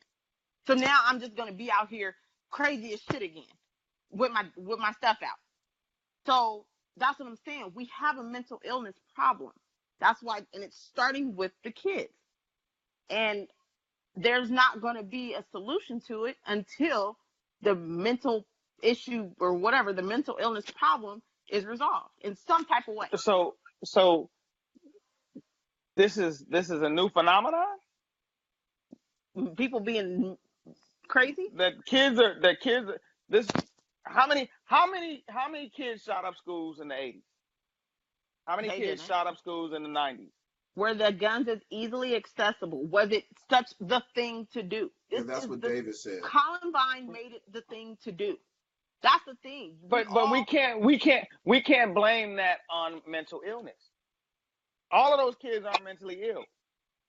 You can't say that's. Well, have you seen their mugshots? That's giving them a get out of jail free card. It's not. That's giving them an excuse. This is why I did it. I'm not mentally right. That's an excuse. But I don't think it's an excuse. I think it's still wrong, but I think that they don't know. But like I said, you can't. You're saying a rational explanation, or you're saying a rational response. So do you know, if that's the case, do you know your kids, right? Yeah. You know your kids. So if you know you have a child that's like that, do you let them have access to guns? Hell no. So if that's the case, then these shootings, that burden should fall on their parents. Yeah. Because that's if fine. your child, it should fall on them. That's fine. Because it should fall on them. It should fall on the teachers. It should fall on the teachers. Well, I really think that, and this will probably bring another question up. I think that there should be armed teachers in schools. No. You know how many times I got kicked out of class? Teachers will. I don't think so. David, should teachers pack heat? Hell. I think it should be a choice. They should be able to now if they want to. They should totally be able to if they want to, and they shouldn't be forced to. No. Right. I don't think you should force them. But if you have a teacher, because until they shoot your child because your child threatened them, it'll be like the police. If you have a 17-year-old boy, and you know how kids be getting big, if you have a 17-year-old boy and a little old lady as a teacher, and she's like, I felt threatened, it'll be just like the police. Why would you arm teachers? That's crazy. That's fucking crazy. You know what they should do? I'm not saying arm every teacher, but if a teacher, I mean, if you take them through a training, they get trained, and they volunteer, they should be armed teachers. Like how the police got trained? Our policing system here is broken. I know we've covered this before. The system here is broken because you're putting cowards in the police station. You can't put scared. So teachers are brave? No. I mean, being a teacher is a calling. But at the same time, one thing you're seeing a lot less of in schools is male teachers. You see a lot less male teachers now, because and if you had those male presence there that could help guide those male students, you'd have less of that. But at the same point, you're If you can't trust the person that you trust with your kids to guide them, because that teacher actually spends more time with your kid than you do. That's the truth. So you gotta have some trust in them to make a decision. And if Not you with went in no that class gun. and you didn't feel that teacher, like, this problem that problem only comes into play with black males. Well, no, I mean females. Like I meant, the reason why I mentioned me being kicked out of class was because I got in trouble in high school. So with that being said, like I remember in middle school, not even high school, a teacher like slammed the door in my face. She was so angry just for me acting an ass in class. I didn't put my hands on nobody or nothing like that. I was just running my mouth, probably being stupid. But she slammed the door with so much anger. So much anger. That's what I'm saying. If she had a gun, she might have shot you. She would have popped me. Simple as that. But that's you don't know. You don't know. But David, I would David, did you have any teachers that might have wanted to shoot you? Sure. And if they had a gun, they probably wouldn't have. right. You don't know that. If they feel threatened, if the point is feeling threatened, so you're going to train teachers if they only have a gun. I mean, if the child only has a gun, you may. See, but here's the press. This is what she's saying. What I'm saying is, I'm not saying that the teacher has the gun, right? They have a gun. They have access to it in cases where something like a kid coming to shoot the school up. That's different. Like, Well, you think a teacher's really going to be like, fuck this student, this must be my last day. Clock, clock, clock, clock. Nope. No, never but gonna if happen. they feel threatened, you guys, I can't relate this to the police enough because it's literally the exact same thing. It's the exact same thing. But let's say you have those teachers that are armed. You know who those teachers are, right? I'm not saying they go through the training. It should almost be like pulling a fire alarm. The minute that gun is touched, bells go off. True. Like in a drawer. Right. It's secured somewhere, locked up with an alarm on it. That way they know if something's going on in the school, I'm that teacher that's dedicated like you dedicate. You're going to be the one to get the fire extinguisher if a fire breaks out. If something happens in this school, these teachers have been trained. They're going to go straight here, and this is where they're going to draw firearms from. Almost like putting a police force in your school, but it's run by teachers. So you're barricaded. You're barricaded in a courtroom. I mean, in a courtroom. You're barricaded in a classroom, and you can't go to a designated area for that gun. That gun has to be easily accessible because the student is in the room with a gun. He done pulled a gun, right? Right. It can't be a designated area like I'm in classroom 204 and the guns are located here. The guns are located at the corner of every corridor or whatever. I'm just throwing out ideas. Like we need to have at least, and the sad thing is that this probably doesn't have to happen in LA, Long Beach, Compton, any major city. It doesn't have to happen in any major city because those will be the kids that'll be killed. We don't have those problems. No, we literally name one major city that's had a shooting like that. But you can't regulate it like that. If they put guns in school, they're going to put them in school everywhere. And then those kids, but I mean, you dictate. Your son, who's 6'3", in the 11th grade, 200 pounds, is getting shot because that's not guaranteed. No, put it like this: they fighting. I've seen fights break out in a classroom. They're fighting. Two badass kids is fighting in the classroom. Now the teacher's trying to. It's a lady, mind you. It's a little lady. She's trying to break up the fight. Somebody thinks that one of the kids has a gun or something like that. And I'm using the scenario of, like you said, if you regulate it, they have to go. I mean, you can't regulate it to where it goes to specific areas. It has to go everywhere. So now the guns are in Long Beach. And these two badass kids are fighting in the classroom, and somebody decides to think that one of the kids has a gun. The Okay, lady's not gonna pull that gun out let's on one of those kids. let's just go ahead and make this an even worse scenario. Okay, you're in Long Beach.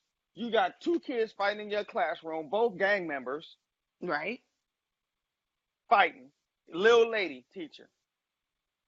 If you trained your teaching staff correctly, they're gonna pull the fire alarm and immediately get some help, or they're gonna get help because, like, if she pulls the gun, it's not gonna help the situation. To her, it Like will, because she's gonna kill both of them. But it because two Now kids were everybody's fighting in out her of harm's class, way. she's not at danger. But that's Now that's if perspective. a That's six based on if a perspective. 6'2", but see that's where it comes as far as training, and that's where our police system is broke because of training. Right. When they see and this is only a problem that they see with black kids But you because know why like the I police said in the system last is broke? debate, when You know why the when they police see system is black broke? kids, they see us as bigger, stronger, badder. Right. That's what I'm going to say to you right now. The police system is not broke because the training is not right. The police system is broke because the people that are carrying the guns after going through the same training as someone else that might not do that, they're biased. So the teacher's going to Right. go through the same. You as a teacher, and Miss Norman as a teacher. That's the little old lady that we're talking about. You as a teacher and Miss Norman as a teacher, you might see two black dudes fighting, or black and a Mexican, or black and a white, whatever. You might be able to break it up.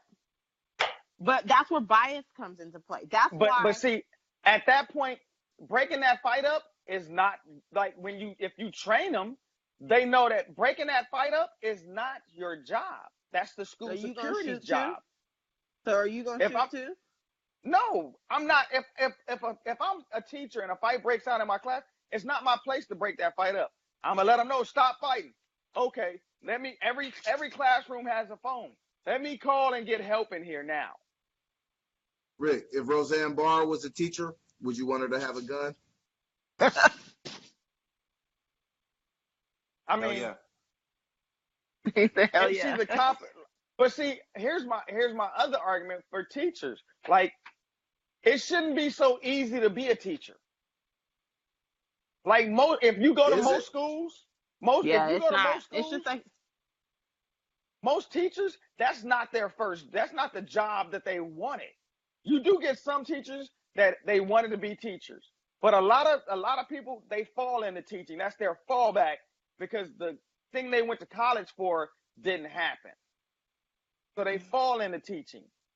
If they did pay teachers more and make it harder to be a teacher, then you don't get that person that's there that's just trying to draw a paycheck.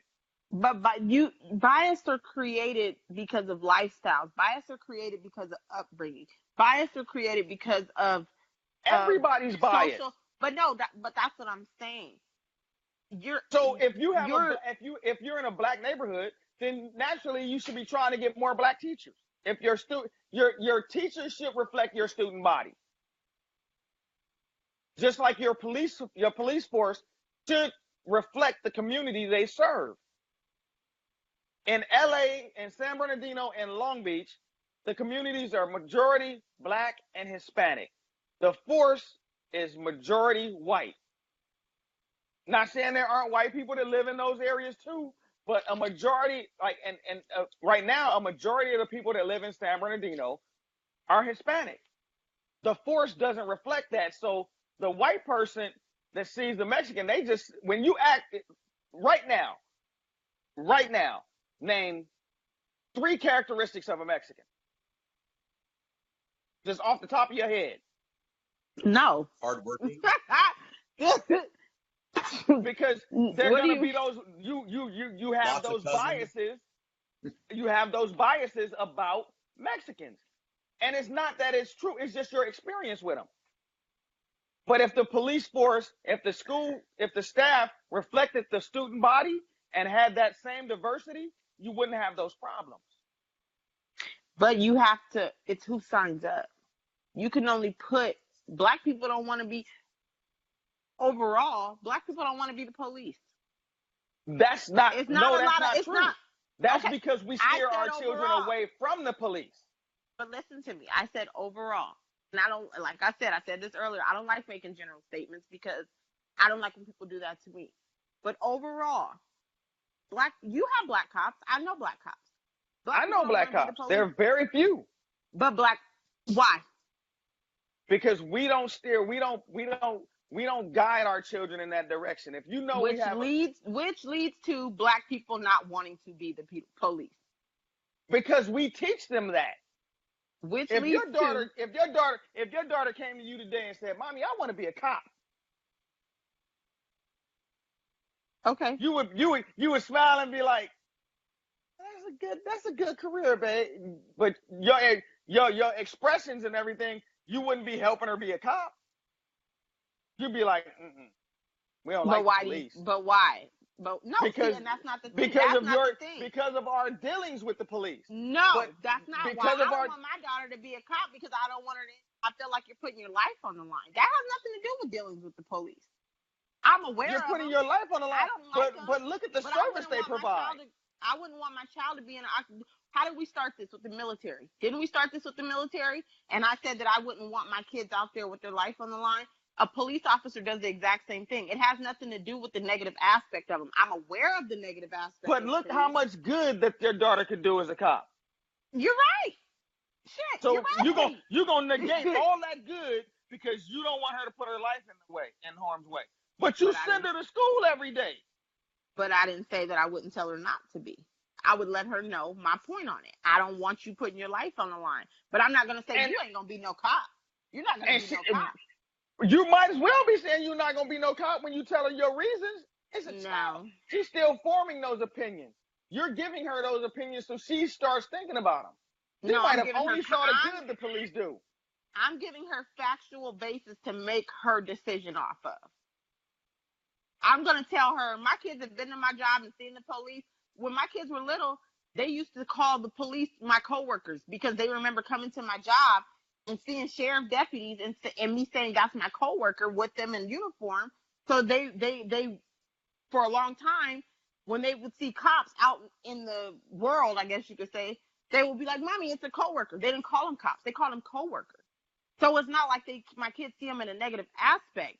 But just like with any occupation, if my kid wanted to be a doctor, hold on, I would be like, "Are you sure you want to deal with blood and stuff all day long?" It's factual. I would tell them something that's. So you're telling them, "Oh, do you want to deal with?" But do you tell them the positives? Do you have the same feeling? Do you have the same feeling about the fire department? Because you know what? Truthfully, do you have the same feeling about the fire department? Because you fight fires. Yeah. Yeah, you can be hurt too. It sounds like what Sharon is saying is she's going to tell her kids anything involved don't go in outside. It, that she's going to tell them the negative parts of whatever the job implicates before they do it.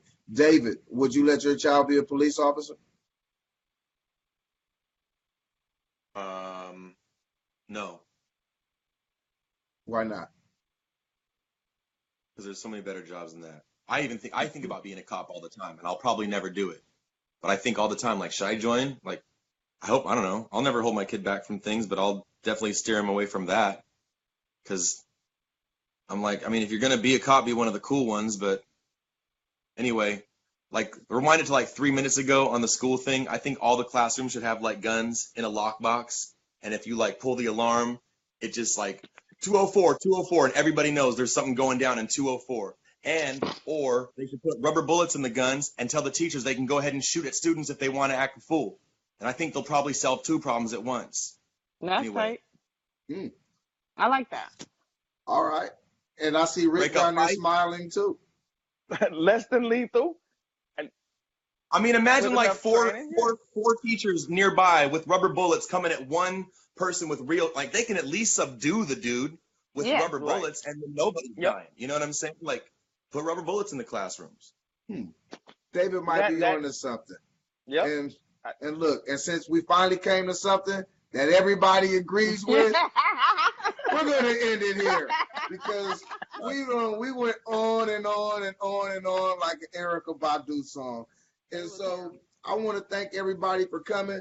And everybody, if you're watching it now or if you watch it later, go check these people out and see what they have to offer. Robert Evans, Block Boy Clothing. Go look at him, see what he got. He got some nice stuff. In fact, I got him some sweatshirts and some other things, and everything come professionally packaged right to your door.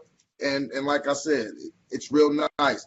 Sir Charles Cheesecakes, he's out there in Riverside as well. Go check him out for the best cheesecake you ever had in your life.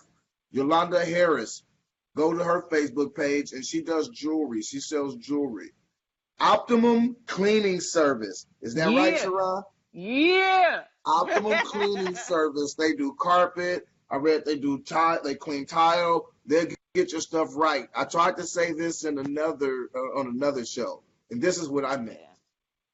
If you are selling your home, about to rent it out, and you're about to spend a whole bunch of money on new tile, or if your grout is dirty or stuff like that, let them clean it first and see if you can save yourself some money. Riverside Rob and Harris Family Thrift. Go check him out. They have a thrift store and they move. Make sure you listen to Greg Beatty on the Sports Court. And that's every Wednesday at 6 o'clock Central. You can check him out on Facebook and check out Ashley Hutchins. She does makeup. Check her out on Facebook as well. Tawan Corey Carr. You download the Dash app and then tune in to Friendly Fire Radio. Make sure you check out Cali Chef Corn, and his name is Cornelius Gardner. Stop laughing at me. Cornelius Gardner. And I want to give a special thanks to Effie Davis. I also want to thank Sharon because she's the one who came up with the concept for this show. And like I said, this is our show. Everybody watching, if you watch now, watch later. If you come up with a concept, let us know. And if you want to be a part like she did, makes it even easier. You can catch me on 92.9, that's HD2 on Fridays with the legendary Ralph Cooper. It's a sports show, but when they get me on, it goes way left. We talk about all kind of stuff. I want to thank everybody for coming. I want to thank you, David, because you just popped in the last second and you did wonderful. I want to thank you again, Sharon, and I want to thank you, Rick. You guys are Soapbox heroes. Everybody check us out on Tuesday. We're going to have some type of financial or some type of lifestyle show for you. And it's not as long as these. It's only going to be about 30 minutes to an hour. And if it's shorter, it's shorter. But we're going to try to just start incorporating some more things. Like I said, we're going to eventually move off of Facebook and go live on our own website because Mark Zuckerberg does not like us getting a lot of viewers. And so they start shutting down your viewers unless you troll constantly. And I'm not a good troll. And so thank you guys for watching. Share, like it. Even if you don't like it, act like you do. So we'll see you guys later. Wait, before we leave, anybody got David, where can they find you at? Oh, I have a YouTube page. It's called Devante Comedy, Divante Comedy. Devante Comedy. All right, Rick, Yeah. What about you? Do you want to be found? Where can they find you at? You can always find me as rbrown118 on Facebook, Instagram, Twitter. Jerron, do you want to be found? If so, where can they find you at? Not really. I'm on Facebook. That's it. And I'm Easy as that. Well, we out of here, you guys. Thank you guys for coming. This is Soapbox Heroes. We'll catch you guys soon. Peace.